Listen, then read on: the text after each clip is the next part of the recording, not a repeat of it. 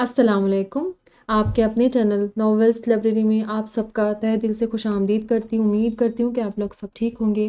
الحمدللہ میں بھی ٹھیک ہوں، اور آج بہت زبردست پیاری سی ناول لے کر حاضر ہوئی ہوں، اور ہماری ناول کا نام ہے تم دینا ساتھ میرا، اور اسے تحریر کیا ہے دیا شیرازی نے۔ ہماری ناول بچپن کے نکاح بیس ناول ہے، اور جس کا ہیرو کو یاد رہتا ہے لیکن ہیروئن کو یاد نہیں رہتا ہے۔ وہ دونوں آپس میں کزن ہوتے ہیں، لیکن کسی وجہ سے دونوں بچپن میں بچھڑ جاتے ہیں، اسی لیے ہیروئن کو نہیں پتہ رہتا ہے کہ وہ کزن ہے اس کا۔ اور آرمی آفیسر بیس ہے کہانی، کڈنیپنگ بیس ہے، ریونج بیس ہے، اور مس انڈرسٹینڈنگ بیس کہانی ہے۔ بہت خوبصورت، بہت زبردست سی کہانی ہے، اور کشمیر کا بھی بہت ہی خوبصورت خاکہ پیش کیا گیا ہے۔ بہت زبردست مناظر کا تذکرہ ہے اس ناول میں، ہلکی پھلکی سی ہے اور زبردست سی کہانی ہے۔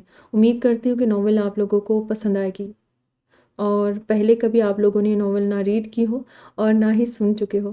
میں چاہتی ہوں کہ سب سے پہلے اس چینل پر ہی سنیں، میں نے سرچ بھی نہیں کی، ہو سکتا آپ لوگوں نے سنیا ہوگا یا ریڈ کیا ہوگا، لیکن چلیے میرے کہنے پر یہ ناول ایک بار ضرور سنیے گا، اور پھر اس کے بعد اپنی رائے کا اظہار ضرور کیجیے گا ناول کے بارے میں۔ مجھے خوشی ہوگی جب آپ لوگ ناول کے بارے میں اپنے پیارے پیارے کمنٹس دیتے ہو نا، مجھے بہت اچھا لگتا ہے۔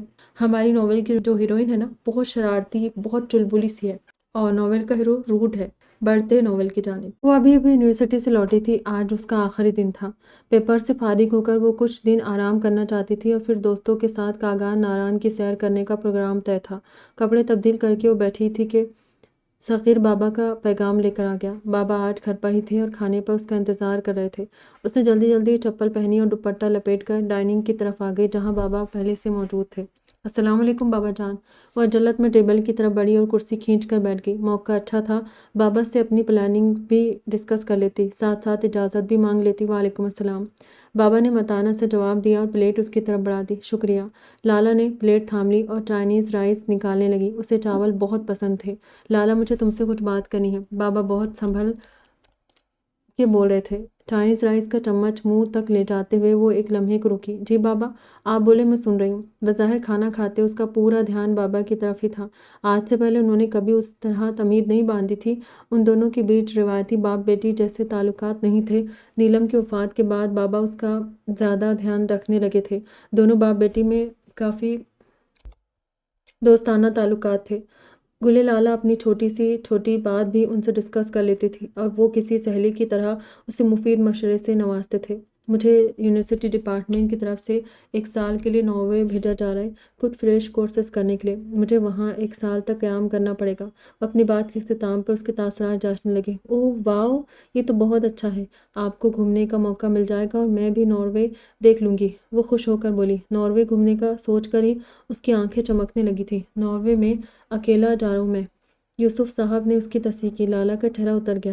دیٹس ناٹ فیئر، یہ ٹھیک نہیں ہے بابا، ویسے ہر کام میں آپ کو میں یاد آتی ہوں، اور جب گھومنے کی باری آئی تو مجھے دودھ میں سے مکھی کی طرح نکال باہر کیا۔ وہ منہ بسور کر بیٹھ گئی۔ بھائی مجھے میرا ڈپارٹمنٹ بھیج رہا ہے، تم خوب محنت کرو اور اپنے ڈپارٹمنٹ کی طرف سے چلی جانا۔ باپ کی اس طوطا چشمی پر وہ دل محسوس کر رہ گئی۔ مسئلہ یہ ہے کہ میرا اتنے عرصے باہر رہنے پر تم یہاں اکیلے نہیں رہ سکتی۔ تو گلے لالا چوکنی ہو کر بیٹھ گئی۔ تو یہ کہ تمہارے امتحان ختم ہو گئے ہیں، رزلٹ آنے میں تھوڑا وقت لگے گا، اور مجھے پورا یقین ہے تم نے ماسٹرز کلیئر کر لیا ہوگا، اس لیے جب تک ایم فل کی کلاسز شروع ہو میں تمہیں اپنی ایک جاننے والی فیملی کے پاس بھیج رہا ہوں کشمیر، تم وہاں محفوظ رہو گی تو میں بھی تسلی سے اپنا کام مکمل کر سکوں گا۔ وہ اتنے اطمینان سے بتا رہے تھے جیسے کوئی الف لیلا کا قصہ سنا رہے ہو۔ گلے لالا کا نوالا منہ میں ہی رہ گیا، وہ اسے نگل ہی نہیں پائی تھی۔ بابا میں اتنی دور کشمیر جا کر کیسے رہوں گی، اور وہ بھی 1 سال کے لیے؟ میں تو وہاں کسی کو جانتی بھی نہیں، اس طرح اجنبی لوگوں کے بیچ نہیں۔ نہیں، یہ مجھ سے نہیں ہو سکتا۔ آئی کانٹ ڈو دس، قطعی انداز میں کہا۔ اجنبی نہیں ہے وہ، یوسف صاحب روانی بول گئے۔ میرا مطلب ہے تمہیں وہاں اجنبی پن محسوس ہی نہیں ہوگا، جب اچھے لوگ ہیں، وہ بہت اچھے۔ شامیر میرا بہت اچھا اسٹوڈنٹ رہا ہے، میں ان کی فیملی کو اچھے طریقے سے جانتا ہوں، تم بہت انجوائے کرو گی وہاں، یقین کرو وہ جگہ بہت خوبصورت ہے، تمہاری سوچ سے بھی زیادہ۔ چھوٹے چھوٹے گاؤں، برف سے ڈھکے میدان، ہرے بھرے پہاڑ، گھروں سے اٹھتا دھواں، سخت سردی میں کشمیری چائے اور ڈرائی فروٹ۔ وہ کسی ٹرانس میں بولے جا رہے تھے جیسے اب بھی سب کچھ اپنی آنکھوں سے دیکھ رہے ہو۔ گلے لالہ ایک ابرو اٹھائے بڑے مشکوک انداز میں ان کو سنے جا رہی تھی۔ آپ وہاں کب گئے؟ تجسس سے پوچھنے لگی۔ جتنا اسے یاد تھا اس کی 23 سالہ زندگی میں تو کبھی بابا یونیورسٹی اور گھر سے دور ادھر ادھر نہیں گئے تھے۔ یوسف صاحب ہڑبڑا کر حال میں واپس آئے۔ میں یونیورسٹی کے دنوں میں اپنے دوستوں کے ساتھ گھومنے گیا تھا اور اب تک ان دنوں کو بھول نہیں پایا۔ مرنے سے پہلے ایک مرتبہ پھر وہاں ضرور جاؤں گا۔ وہ جگہ ہے ہی ایسی جو ایک بار دیکھ لے وہ کبھی بھول ہی نہیں پاتا۔ گلے لالہ نے رکی ہوئی سانس خارج کی۔ بابا وہ سب ٹھیک ہے، مانتی ہوں وہ جگہ بہت خوبصورت ہوگی، لیکن مجھے بہت مشکل لگ رہا ہے یوں پورے 1 سال کے لیے گھر سے دور رہنا۔ میں یہاں سیٹ ہوں، پھر اکیلی کہاں؟ رمضان چاچا ہے، صغیر ہے، بانو خالہ ہے۔ آپ کیوں فکر مند ہو رہے؟ آپ بس اطمینان سے ناروے جائیں، مجھے کوئی مشکل ہی نہیں ہوگی۔ میں آپ سے روز اسکائپ پہ بات کرتی رہوں گی۔ یوں اجنبی لوگوں میں اتنا دور جانے کا سوچ کے ہی اسے گھبراہٹ ہو رہی تھی۔ وہ مختلف بہانوں سے باپ کو منانے کی کوشش کر رہی تھی۔ دونوں کے بیچ لاکھ دوستانہ تعلقات صحیح، لیکن آخری فیصلہ سنانے کا حق آج بھی یوسف صاحب کے پاس محفوظ تھا، اور اس سے پہلے کہ وہ باقاعدہ کوئی فیصلہ سناتے، گلے لالہ کو انہیں اپنی بات کے لیے قائل کرنا تھا، ورنہ آخری حکم صادر کرنے کے بعد وہ لالہ کی ایک نہیں سنتے۔ دیکھو بیٹا، زندگی میں ہمیں کبھی کبھی ایسے فیصلے کرنے پڑتے ہیں جو عام حالات میں شاید ہم کبھی نہ کریں۔ اتنی خوشی سے کوئی گھر چھوڑنا نہیں چاہتا، لیکن کبھی کبھار حالات ہمیں وہاں لے جاتے ہیں جہاں سب کچھ چھوڑنا پڑتا ہے۔ ایک سایہ سے ان کے چہرے پر آ کر گزر گیا۔ مانا کہ رمضان چاچا، صغیر اور بانو بھی بہت اچھے اور وفادار لوگ ہیں، لیکن میں تمہیں ان کے آسرے پہ چھوڑ کے نہیں جا سکتا۔ جوان بیٹی کے باپ پر بہت ذمہ داریاں ہوتی ہیں جنہیں صرف وہی سمجھ سکتا ہے۔ تم ابھی بچی ہو، ان نزاکتوں کو نہیں سمجھ سکتی۔ تمہارے لیے اتنا کافی ہونا چاہیے کہ میں تمہارا باپ یہ فیصلہ کر رہا ہوں۔ اب اچھا ہے یا برا تم مجھ پر چھوڑ دو۔ فیصلہ صادر ہو چکا تھا۔ وہ سر تھام کے بیٹھ گئی۔ آج شام تک شاہ میر یہاں اسلام آباد پہنچ رہا ہے۔ تم اپنا سامان پیک کر لو، کل صبح تم لوگ روانہ ہو جاؤ گے۔ میں آج رات ہی کراچی چلا جاؤں گا، کچھ کام نپٹانے ہیں وہاں۔ تمہارے اکاؤنٹ میں نے پیسے جمع کر دیے ہیں، مزید کچھ چاہیے تو وہ آج رات تک لے آؤ۔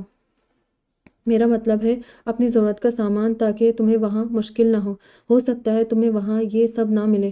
اپنی بات ختم کر کے وہ سکون سے کھانا کھانے لگے۔ اگر اس وقت کوئی پہاڑ بھی اس کے سر پر گرتا تو شاید اتنا نہ چکراتی جتنا بابا کے اس اچانک فیصلے نے اسے چکرا دیا تھا۔ اتنا بڑا فیصلہ اتنے کم وقت میں کہ وہ صدائے احتجاج تک بلند نہ کر سکی۔ بابا کا یوں اچانک ناروے کا پروگرام، اس کو اتنی دور بھیجنے کا فیصلہ، اگر ان کے ذہن میں یہ سب تھا تو تذکرہ تو کرتے۔ اپنے جانے سے محض چند گھنٹے پہلے اسے اطلاع کیوں دی؟ کھانے سے اس کا دل اٹھ چکا تھا۔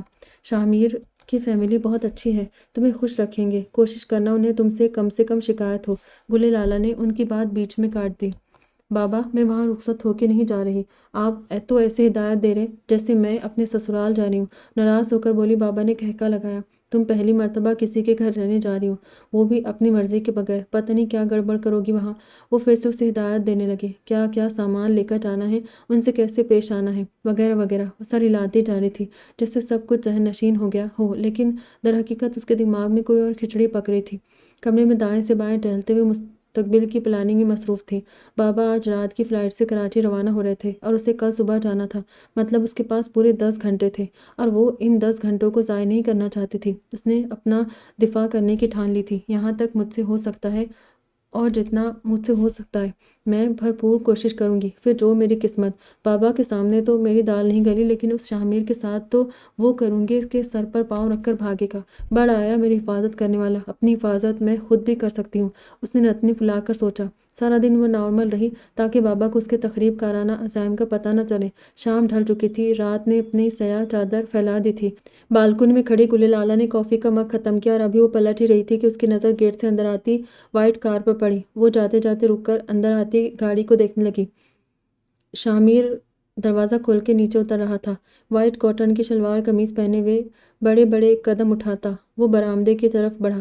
اس کی چال میں واضح اعتماد جھلک رہا تھا۔ وہ ہکا بکا کھڑی دیکھتی رہ گئی۔ آج سے پہلے اسے کسی مرد نے اتنا متاثر نہیں کیا تھا۔ کشمیر کو اگر وادی حسن کہا جاتا تو بالکل صحیح تھا۔ گلے لالہ جھرجھری لے کر حال میں واپس آئی۔ یہ میں کیا سوچنے لگی ہوں؟ اس نے خود کو ملامت کیا اور نیچے جانے کے لیے قدم بڑھا دیے۔ تم اگر شاہ میر ملک ہو تو میں بھی گلے لالہ یوسف ہوں۔ تمہارے دانت نہ کھٹے کر دیے تو نام بدل دینا میرا۔ وہ رعونت سے سوچتی سیڑھیاں اترنے لگی تھی۔ ایک بار پھر وہ بابا کے سامنے ڈائننگ ٹیبل پر موجود تھی، لیکن اس بار وہ دونوں اکیلے نہیں تھے۔ لالہ، ان سے ملو، یہ شاہ میر ہے، one of my brilliant student. Army میں سول انجینئر ہے، آج کل ایبٹ میں ہوتے ہیں۔ لالا کے بیٹھتے ہی بابا نے شاہ میر کے قصیدے پڑھنے شروع کیے۔ لالا کا حلق تک کڑوا ہو گیا، لیکن اس کے چہرے سے کوئی اندازہ نہیں لگا سکتا تھا۔ بسر بہت مہمان نوازی سے مسکرائے جا رہی تھی۔ اور شاہ میر، یہ میری پیاری سی بیٹی ہے گل لالا، حال ہی میں انگلش لٹریچر میں ماسٹرز کیا ہے اور آگے ایم فل کرنے کا ارادہ رکھتی ہے۔ شاہ میر نے مسکرا کر ایک سرسری نظر اس پر ڈالی اور دوبارہ بابا کی طرف متوجہ ہو گیا۔ گل لالا، جو اس سے بات کرنے کے لیے الفاظ ترتیب دے رہی تھی، اس واضح ناقدری پہ کھول کے رہ گئی۔ سمجھتا کیا ہے خود کو یہ؟ اب میں اتنی بھی گئی گزری نہیں ہوں کہ کوئی نگاہ اٹھا کر بھی نہ دیکھے۔ اپنا غصہ چھپاتے ہوئے کباب اور رائتا نکال کر کھانے لگی۔ تب ایک شیطانی آئیڈیا اس کے ذہن میں وارد ہوا۔ اس نے سوپ کے باؤل کے ساتھ رکھی سرکے کی شیشی اپنے کولڈ ڈرنک میں انڈیل دی اور شاہ میر کے گلاس کے ساتھ اپنا گلاس بدل دیا۔ بظاہر وہ اپنی پلیٹ پہ جھکی ہوئی تھی، لیکن اس کی پوری توجہ شاہ میر ہی کی طرف تھی۔ کب وہ بوتل منہ سے لگاتا اور کب اسے کھانسی کا دورہ پڑتا، وہ دل ہی دل میں سوچ کر محظوظ ہو رہی تھی۔ شاہ میر نے کولڈ ڈرنک سے ایک گھونٹ بھرا اور نگل لیا۔ اس کے چہرے پر کوئی غیر معمولی تاثر نہیں تھا۔ گل لالا نے حیرت سے اس کے ہاتھ میں پکڑے گلاس کو دیکھا، پھر ٹیبل پر نظر دوڑائی۔ کہیں ایسا تو نہیں شاہ میر نے کوئی اور گلاس اٹھا لیا ہو، یا پھر وہ جان بوجھ کر ایسے تاثرات چہرے پر نہیں لا رہا ہو۔ سرکہ تو میں نے خود ڈالا تھا اس کے گلاس میں، ایسے کیسے ہو سکتا ہے کہ اسے محسوس ہی نہ ہوا ہو؟ شاہ میر نے اسے ہاتھ روک کر خود کو گھورتے پایا تو بھویں اچکا کر کیا ہے کا اشارہ دیا۔ لالا کو احساس ہوا کہ وہ کب سے اس سے گھورے جا رہی ہے، تو شرمندہ ہوئی اور اس گھبراہٹ کو چھپانے کے لیے اس نے سامنے رکھا کولڈ ڈرنک کا گلاس اٹھا کر منہ سے لگا لیا۔ اگلے ہی پل اسے کھانسی کا دورہ پڑ چکا تھا۔ شاہ میر نے فوراً پانی کا گلاس اس کی طرف بڑھا دیا۔ پانی پی کر اس کی سانس بحال ہوئی تھی۔ اس نے کھا جانے والی نظروں سے شاہ میر کو گھورا، جسے اس نے بہت خوبصورت مسکراہٹ کے ساتھ وصول کر لیا۔ یوسف صاحب کو رخصت کرتے وقت اس کا دل بھر آیا۔ ایسا پہلی بار ہوا تھا کہ وہ اتنے عرصے کے لیے اس سے دور جا رہے تھے۔ آنے والے وقت کو سوچ کر ہی اس کا دل بیٹھا جا رہا تھا۔ اوکے مائی سن، اب میں چلتا ہوں اور اپنی سب سے قیمتی چیز تمہیں امانت دے کر جا رہا ہوں، اس کا خیال رکھنا، اور اگر یہ کوئی اوٹ پٹانگ حرکت کرے تو تم اسے ڈانٹ سکتے ہو، میری طرف سے اجازت ہے۔ یوسف صاحب نے شاہ میر کو گلے لگایا۔ ان کے روئے روئے سے خوشی چھلک رہی تھی۔ لالا کو یہ محبت ایک آنکھ نہ بھائی، بہت اوبیڈینٹ بہت بن رہا ہے نا، بابا کے سامنے ڈرامے باز کہیں کا۔ شاہ میر سے مل کر وہ اس کی طرف بڑھے۔ اوکے بیٹا، اپنا خیال رکھنا اور کوشش کرنا وہاں دل لگا رہے۔ شاہ میر اور ان کی بیبے کو تم سے کوئی شکایت نہ ہو، میں فون کرتا رہوں گا تمہیں۔ اپنی کتابیں ساتھ لے جانا، وہاں ان کو پڑھنے کا اچھا ٹائم ملے گا۔ تم اپنے ٹیسٹ کی تیاری وہیں کر لو، ایم فل میں ہیلپ مل جائے گی۔ ناروے سے کچھ منگوانا ہو تو بتانا، میں وہاں پہنچتے ہی تم سے رابطہ کروں گا۔ بیبے کو میرا سلام کہنا۔ بابا مختلف ہدایات دیتے گاڑی کی سمت بڑھ رہے تھے۔ وہ بھی ان کے ساتھ چلتی گاڑی تک آ گئی۔ اس کے گلے میں آنسو کا گولا اٹک گیا تھا، چاہتے بھی بول ہی نہیں پا رہی تھی۔ اللہ حافظ۔ گاڑی سٹارٹ ہو چکی تھی، اسے لگا وہ رو دے گی۔ وہ لب بھیجے کھڑی رہی۔ گاڑی جا چکی تھی۔ شاہ میر اندر جانے کے لیے مڑ گیا۔ گل لالا کو یوں کھڑا دیکھ کر ٹھٹکا۔ اب تک جو گل لالا اسے نظر آئی تھی، یہ روتی سہمی لالا اس سے اکثر مختلف تھی۔ وہ نہیں جانتا تھا لڑکیوں کا سارا اعتماد ان کے باپ کے دم سے ہوتا ہے۔ شاہ میر نے ہلکا سا کھنکار کر اسے متوجہ کرنا چاہا۔ وہ ہڑبڑا کر ہال میں واپس آئی تھی۔ اس نے خالی پوچھ کو دیکھا، گاڑی کب کی جا چکی تھی۔ چلے، شاہ میر پہلی مرتبہ اس سے مخاطب ہوا۔ خاموشی سے اس کے ساتھ چلتی ہوئی اندر آئی۔ میدان صاف تھا اور اس کا کھیل ابھی شروع ہونا تھا۔ سیڑھیوں پہ قدم رکھتے اس نے شاہ میر کو دیکھا، جو لاؤنج میں رکھے صوفے پر نیم دراز نیوز دیکھ رہا تھا۔ گل لالا نے تیسری سیڑھی پہ قدم رکھا اور ہاتھ چھوڑ دیے۔ فضا میں اس کی دردناک چیخ پھیل گئی۔ شاہ میر نے صوفے سے چھلانگ لگائی تھی، لیکن اس کے پہنچنے سے پہلے زمین پہ گر چکی تھی۔ ریلنگ کو پکڑنے کی کوشش میں اس کی کونی چھل گئی تھی اور دائیں پاؤں میں موچ آ گئی تھی۔ وہ دونوں ہاتھوں سے پاؤں تھامے کرانے لگی۔ چوٹ زیادہ تو نہیں تھی۔ وہ قریب بیٹھ کر اس کے پاؤں کو دیکھنے لگا۔ شاہ میر کے ہاتھ لگانے سے درد کی ٹیسیں اٹھی تھی۔ گل لالا چیخ پڑی۔ درد کی وجہ سے آنکھوں میں آنسو آ گئے تھے۔ شاہ میر نے فوری طور پر پاؤں چھوڑ دیا۔ چلے کسی ڈاکٹر کے پاس چلتے ہیں۔ شاہ میر نے سہارا دینے کو ہاتھ بڑھایا۔ مجھ سے نہیں اٹھا جا رہا۔ گل لالا کی آواز رون گئی۔ میں لے چلتا ہوں۔ شاہ میر نے اسے بازو میں اٹھا لیا۔ گل لالا کی آنکھیں خوف سے پھیل گئی۔ وہ احتجاج کرتی رہ گئی، اپنے کانٹے کا کوئی علاج نہیں ہوتا۔ شاہ میر نے اسے ہاسپٹل پہنچا کے دم لیا۔ پاؤں پر چڑھے پلاسٹر کو دیکھ کر پچھتا رہی تھی۔ اپنی حماقت کی وجہ سے وہ اچھی خاصی تکلیف سے گزر رہی تھی۔ بانو خالہ سوپ بنا کر لے آئی تھی۔ وہ اسے تکیوں کا سہارا دے کر بٹھانے لگی۔ شاہ میر کہاں ہے؟ اس نے سوپ پیتے ہوئے پوچھا۔ شاہ میر صاحب ابھی اپنے کمرے میں گئے ہیں، شاید سو گئے ہیں۔ بانو خالہ نے اس کے بیڈ کے قریب ہی بستر لگا لیا تھا۔ اچھا۔ گل لالا نے مزید کوئی تبصرہ نہیں کیا۔ اچھا ہی ہوا جو بھی ہوا، چلو کسی بہانے جانے کا پروگرام تو کینسل ہوا، فی الحال تو اس چوٹ کو لمبا کھینچوں گی، ہفتہ یا شاید 2 ہفتے کام چل جائے۔ بھلا ہو اس ڈاکٹر کا جس نے ضرورت نہ ہوتے ہوئے بھی پلاسٹر چڑھا دیا، اب اس کے کھلنے کا انتظار تو وہ کرے گا نہیں، 2 دن میں بور ہو کر بھاگ جائے گا، اور اگر رک بھی گیا تو صاف انکار کر دوں گی جانے سے۔ ویسے بھی تب تک بابا ناروے جا چکے ہوں گے۔ اس کی چوٹ سے ٹیس اٹھنے لگی تو باقی کا پروگرام کل پہ چھوڑ کے سو گئی۔ اس کی آنکھ دروازے پہ ہوتی مسلسل دستک پہ کھلی تھی۔ نیم مندی آنکھوں سے اس نے اندھیرے میں دیکھنے کی کوشش کی۔ کون؟ اس نے اٹھنے کی کوشش کی، درد کی ایک تیز لہر نے اسے وہیں لیٹے رہنے پہ مجبور کیا۔ میں ہوں شاہ میر، آپ جاگ گئی ہیں تو ناشتہ بھیجوں؟ 8 بجے تک ہمیں نکلنا بھی ہے، برف باری کی وجہ سے راستہ خراب ہو گیا ہے، ہمیں گھر پہنچتے پہنچتے شام ہو جائے گی۔ وہ گلے لالہ کے ارادوں سے بے خبر پروگرام بتاتا رہا۔ لالہ اب پوری طرح ہوش میں آ چکی تھی۔ وہ قدرے سنبھل کر بولی، دیکھیں جی، میری طبیعت ٹھیک نہیں ہے، میں آج آپ کے ساتھ نہیں چل سکتی۔ لالہ نے حتم المقدور اپنی آواز میں نکاہت بھر کر کہا، محترمہ یہ کوئی اتنی بڑی چوٹ نہیں ہے، میں آپ کو پیدل لے کر نہیں جا رہا، آپ چاہے تو گاڑی میں لیٹ کر جا سکتے، میں یقین دلاتا ہوں آپ کو کوئی تکلیف نہیں ہوگی۔ پر اعتماد لہجے میں بولا، آپ سمجھنے کی کوشش کریں، میں اس حال میں نہیں چل سکتی، میری ٹریٹمنٹ چل رہی ہے، آپ 1 ہفتہ ٹھہر جائیں یا آ جائیے گا۔ وہ جان بوجھ کر شامر کو زج کر رہی تھی، لیکن وہ بھی اپنی بات کا پکا تھا۔ اب الٹا لالہ زج ہو گئی، یہ ٹریٹمنٹ وہاں جا کر بھی ہو سکتی ہے، وہاں بھی اچھے اچھے ڈاکٹرز موجود ہیں، میں بڑی مشکل سے 1 ہفتے کی چھٹی لے کر آیا ہوں، اب 1 ماہ تک مجھے دوبارہ چھٹی نہیں مل سکے گی۔ متانت سے سمجھانے لگا۔ گلے لالہ سے عجیب سرفری لڑکی لگی تھی، وہ اپنے باپ سے اکثر مختلف تھی۔ شاہ میر کو افسوس ہونے لگا، یوسف ملک بیٹی کی اچھی تربیت نہیں کر سکے تھے۔ وہ کئی اور پہلوؤں پر بھی غور کر رہا تھا اور اسے اب پچھتاوے گھیر رہے تھے۔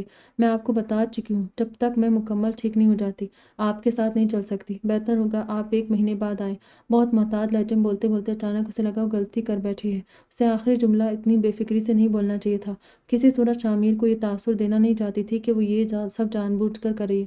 شاہ میر کا ماتھا تو اسی وقت ٹھنکا تھا جب وہ بار بار ڈاکٹر کو کہہ رہی تھی کہ ہڈی میں فریکچر ہے، آپ پلاسٹر چڑھائیں، جبکہ ڈاکٹر کہہ چکا تھا کہ صرف مونچ آئی ہے، 2 3 دن مالش کرنے سے ٹھیک ہو جائے گی۔ شاہ میر اب تھوڑا سا پریشان ہوا، تو محترمہ جانا ہی نہیں چاہتی، باپ کے سامنے انکار نہ کر پائی تو مجھے الو بنایا جا رہا ہے۔ تم مجھے جانتی نہیں ہو گلے لالہ ملک، میں بھی دیکھتا ہوں تم کیسے نہیں جاتی۔ شاہ میر دل ہی دل میں اس سے مخاطب تھا، ٹھیک ہے پھر میں 1 مہینے بعد ہی آؤں گا، تب تک آپ تیار رہیے گا، کہتا ہوا نیچے اتر گیا۔ گلے لالہ کو اپنے کانوں پہ یقین ہی نہیں آ رہا تھا کہ واقعی وہ اتنی جلدی میری جان چھوڑ کر چلا گیا۔ بے یقینی کے عالم میں کتنی ہی دیر دم سادے پڑی رہی۔ کچھ ہی دیر بعد بانو بی بی چائے لے کر اوپر آئی، چائے کے ساتھ 2 سینکے ہوئے ٹوسٹ اور 1 گلاس دودھ کا تھا۔ اس کا ناشتہ اتنا ہی سادہ ہوتا تھا۔ بانو خالہ شاہ میر صاحب چلے گئے؟ اس نے بظاہر چائے کپ منڈیلتے سرسری انداز میں پوچھا۔ در حقیقت اس کی ساری توجہ اس طرف تھی، اسے اب بھی یقین شاہ میر کے اتنی جلدی ہار مان کر چلے جانے کا یقین نہیں آ رہا تھا۔ بیٹا وہ تو کب کے چلے گئے، کہہ گئے ہیں جب بیوی کو جانا ہو فون کر دے، میں آ جاؤں گا، اور وہ فون میں تمہیں کبھی نہیں کروں گی۔ وہ دل میں مسکرائی، آپ ایسا کریں میرا بلیک سوٹ نکال دیں، مجھے پلوشا کے گھر جانا ہے، مطمئن ہو کر بولی۔ لیکن وہ آپ کی چوٹ، بانو بی بی ہکا بکا اسے دیکھ رہی تھی، اس کی خیر ہے، کوئی بڑی بات نہیں، اب میں مہینہ بھر بستر پر تو نہیں گزار سکتی نا۔ گلے لالہ نے ٹوسٹ کا ٹکڑا چائے کے ساتھ نکلتے کہا، پھر بھی بیٹا دھیان کرنا کہیں تکلیف بڑھ نہ جائے۔ بانو بی بی فکر مندی سے بولی، کچھ نہیں ہوتا۔ اس نے چائے کا آخری گھونٹ لیتے ہوئے پلوشا کو میسج کیا۔ گلے لالہ تیار ہو کر نیچے اتری، سیاہ شفون کی قمیص کے ساتھ گلابی دوپٹہ لیے بہت خوبصورت لگ رہی تھی۔ باریک نیٹ کی آستینوں سے سفید دودیا بازو جھلک رہے تھے، گلے میں سونے کا نفیس لاکٹ اور ننھی بوندوں کی شکل کے سونے کے ٹاپس پہنے وہ کسی پر بھی قیامت ڈھا سکتی تھی۔ اس کی مونچھ بہت حد تک ٹھیک ہو چکی تھی، تاہم چال میں تھوڑی سی لڑکھڑاہٹ باقی تھی، جس کی وجہ سے اس کا ڈر تھا وہ درد کے ڈر سے پورا پاؤں زمین پر رکھنے سے کترا رہی تھی۔ آخری سیڑھی پر پاؤں رکھتے ہوئے ٹھٹک کر رکی۔ شاہ میر سامنے ہی صوفے پر لیٹا ٹی وی دیکھ رہا تھا۔ لالہ کو دیکھ کر اس کے چہرے پر فاتحانہ مسکراہٹ پھیل گئی۔ آئیے گلے لالہ صاحبہ، اب کیسی طبیعت ہے آپ کی؟ مجھے تو کچھ زیادہ ہی بشاش لگ رہی ہے۔ شاہ میر کے لہجے میں چھپا طنز صاف ظاہر تھا، وہ جل کر رہ گئی، بہت ہی گھٹیا سوچ ہے اس کی، کیا ضرورت تھی یہ ڈرامہ کرنے کی، اوپر سے انابی کو بھی اپنے ساتھ ملا لیا، یہ شخص اتنا بھولا ہے نہیں جتنا شکل سے لگتا ہے، خیر دیکھ لوں گی اسے بھی، پہلے سے بہتر ہے۔ وہ خشک لہجے میں بولی، چلے یہ تو بہت اچھا ہوا، میں آپ کا ہی انتظار کر رہا تھا، آپ کو جو سامان لینا ہے وہ بانو خالہ کو بتا دیں، ہم آدھے گھنٹے میں شاردا کے لیے نکل رہے۔ اس بار شاہ میر کا لہجہ کسی بھی قسم کی نرمی سے آ رہی تھا، 2 ٹوک الفاظ میں حکم دیا گیا۔ لالہ نے چونک کر اس کی طرف دیکھا، شاہ میر کا یہ روپ اس کے لیے نیا تھا، उसे यूं चुप देखकर वो फिर गोया हुआ, अब क्या कोई नया बहाना ढूंढ रही हो? शाहमीर के लहजे में तुल्खी की आमेजिश थी। मुझे कोई ज़रूरत नहीं बहाने तलाश करने की। मैं अगर ना जाना चाहूँ तो आप ज़बरदस्ती नहीं कर सकते मेरे साथ। अब की बार गुले लाला ने भी ढकी छुपी रखने की बजाय साफ बात करना बेहतर समझा। शाहमीर उसके मुकाबिल आ खड़ा हुआ और बहुत ठहरे हुए लहजे में बोला, मैं ज़बरदस्ती कर सकता हूँ। उसका लहजा चैलेंज करता हुआ महसूस हुआ। आप भूल रही है, यूसुफ साहब आपको मेरे हवाले करके गए हैं। अब जब तक वो वापस नहीं आ जाते आपको मेरी मर्ज़ी के मुताबिक चलना पड़ेगा। शामिर के लहजे में तहक्कुम और एतमाद था कि गुले लाला को अपना एतमाद डगमगाता महसूस हुआ। सोच है आपकी गुर्राई, मैं कोई बेजान चीज़ नहीं जैसे बाबा ने आपको सौंप दिया। एक जीती जागती लड़की हूँ, मुझे क्या करना है, कहाँ रहना है, ये फैसला मैं खुद करूँगी। वो बहुत ठोस लहजे में बोली। उसकी गर्दन तनी हुई थी, नाजुक से नथने गुस्से की वजह से फूल गए थे। शामिर यकटुक उसे देखता रह गया। इतना गुरूर, इतना एतमाद अपनी ज़ात पर। शामिर ने इससे पहले किसी लड़की में ये सारी खूबियाँ यकजा नहीं देखी थी। गुले लाला पर परत दर परत उस पर खुल रही थी। कभी वो उसे बहुत नाजुक सी नरम दिल दोशीज़ा लगती तो कभी पहाड़ों का हौसला लिए मजबूत लड़की। कभी वो समझदार और फर्माबरदार बेटी लगती तो कभी ज़िद्दी और हठ धर्म। वो पल पल रंग बदल रही थी और शाहमीर को उसके सारे रंग भा रहे थे। बात उसकी मर्दानगी पे आ गई। वो एक लड़की से हार मानने को तैयार नहीं था। किसकी सोच है और किसकी नहीं, इसका फैसला अभी हो जाएगा। शामीर ने मोबाइल निकालकर यूसुफ मलिक का नंबर मिलाना शुरू कर दिया। गुले लाला नासमझी के से अंदाज में उसे ये सब करता देख रही थी। हेलो सर, गुले लाला साहिबा मजीद है कि वो मेरे साथ नहीं जाएगी बल्कि आपके आने तक इस घर में क़याम करेगी। गुले लाला को लगा उसके पाँव के नीचे ज़मीन खिसक गई हो। फटी फटी आंखों से शामिर को देखे जा रही थी। उसे तौक्का नहीं थी शामिर फ़ौरन बाबा को फ़ोन कर देगा। जी जी मैं हैंडल कर लेता हूँ, आप फिक्र न करें। फ़ोन रख कर वो लाला की तरफ पलटा। आप खुद गाड़ी में बैठेगी या मैं उठा के ले जाऊँ? वो बहुत सुकून से पूछ रहा था। लाला की आंखें तहीर से फैल गई। ज़िंदगी में पहली बार वो खुद को बहुत बेबस महसूस कर रही थी। शामी ने घर लॉक करके चाबी अपने पास रखी। बानो खाला रमज़ान चाचा नेक्सी में शिफ्ट हो गए थे। सगीर वापस गांव चला गया था। गुले लाला सख्त गुस्से में थी। उसे बाबा पर भी गुस्सा आ रहा था जिन्होंने एक अनजान आदमी को उस पर मुसल्लत कर दिया था, और उसे खुद पर भी गुस्सा आ रहा था कि वो शाहमीर से डर गई थी और उसका बस नहीं चलता था वो शाहमीर का सर फोड़ देती। वो तलमलाती हुई गाड़ी की पिछली सीट की तरफ बढ़ी। गाड़ी लॉक थी, वो वहीं इंतज़ार करने लगी। शाहमीर रमज़ान चाचा को हिदायत देकर उसी तरफ आ रहा था। आप फ्रंट सीट पर आ जाए, शामी ने लॉक खोलते कहा। गुले लाला पर कोई असर न हुआ। शामी शाने उचकाकर ड्राइविंग सीट पर बैठ गया।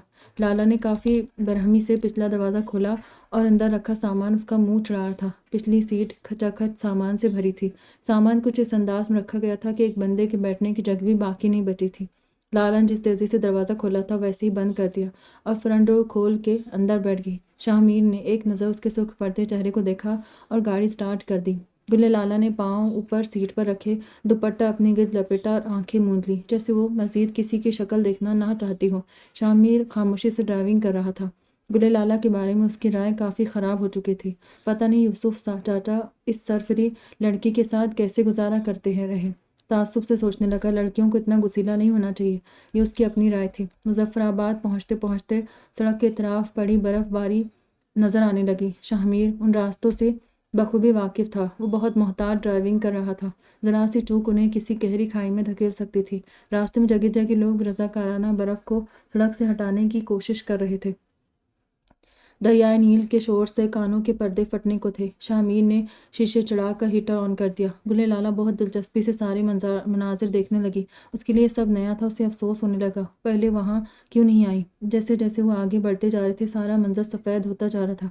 ऐसे लग रहा था कुदरत ने इस मंजर से सारे रंग चुरा लिए थे। गुले लाला को अब भूख सताने लगी थी। शाहमीर ने एक रेस्ट हाउस के सामने गाड़ी पार्क की और उससे मुखातिब होकर कहा, यहाँ खाना बहुत अच्छा मिलता है, मुझे शदीद भूख लगी है। आपको भी लगी होगी, अच्छा है, थोड़ा रेस्ट भी हो जाएगा। वो ऐसे बोल रहा था जैसे उन दोनों के गहरे दोस्ताना ताल्लुकात हो। सुबह से जो बदमज़गी हो चुकी थी शाहमीर के लहजे में उसका शायबा तक ना था। या तो ये शख्स बहुत अच्छा है या बहुत बड़ा ड्रामेबाज। वैसे सुबह से जो कुछ ये मेरे साथ कर चुका है, मुझे दूसरी बात में शक तो नहीं होना चाहिए। जानबूझकर उसे नज़रअंदाज करने लगी। शाहमीर को अंदाज़ा था वो उससे नाराज़ है। हमें शारदा पहुँचने में अभी काफ़ी टाइम लगेगा, बेहतर होगा हम यहाँ खाना खा लें। शामिर उसकी तरफ का दरवाज़ा खोल कर बोला। वो टस से मस न हुई। मैं कोई कठपुतली हूँ कि वो जैसे बोलेगा मैं वैसा ही करती जाऊंगी। अंदर से उठती भूख की शदीद टीसों को दबाकर वो रुख मोड़ कर बैठ गई, जैसे शामिर की आवाज़ ही ना सुनी हो। शामिर को शदीद हितक का एहसास हुआ। वो कब से बोले जा रहा था और वो थी कि जवाब देना भी ज़रूरी नहीं समझ रही थी। एक लम्हे के लिए उसका दिल चाहा वो लाला को गाड़ी से उठाकर बाहर फेंक दे। मुसलसल से जिद कर रही थी। अगले ही पल वो खुद पे काबू पा चुका था। सुर्ख पड़ते चेहरे के साथ उसने इतनी तेज़ी से दरवाज़ा बंद किया कि गुले लाला उछल पड़ी। वो होटल के अंदर चला गया। तकरीबन आधे घंटे के बाद वो हाथ में एक शॉपर पकड़े वापस आया था। उसने बगैर कुछ कहे शॉपर पिछली सीट पर रखा और गाड़ी स्टार्ट कर दी। खाने की तेज़ खुशबू गाड़ी में फैल चुकी थी। लाला की भूख शदीद हो चुकी थी। उसके चेहरे के तासरात ऐसे थे कि गुले लाला को बात करने की हिम्मत नहीं। वो शर्मिंदा थी। उसे एहसास हो चुका था वो मुसलसल शामिर के साथ बुरा रवैया रखे हुए थी। वो अपनी मर्जी से नहीं आया था। उसे बाबा जान ने बुलाया था और कश्मीर जाकर रहने का फैसला भी सरासर बाबा का था। तो वो उसे सज़ा क्यों दे रही थी? सिर्फ इसलिए कि वो अपने बाप से नहीं लड़ सकती थी। क्या सोचता होगा वो मेरे बारे में? जैसे जैसे सोच रही थी नदामत के गहरे घड़े में धंसती जा रही थी।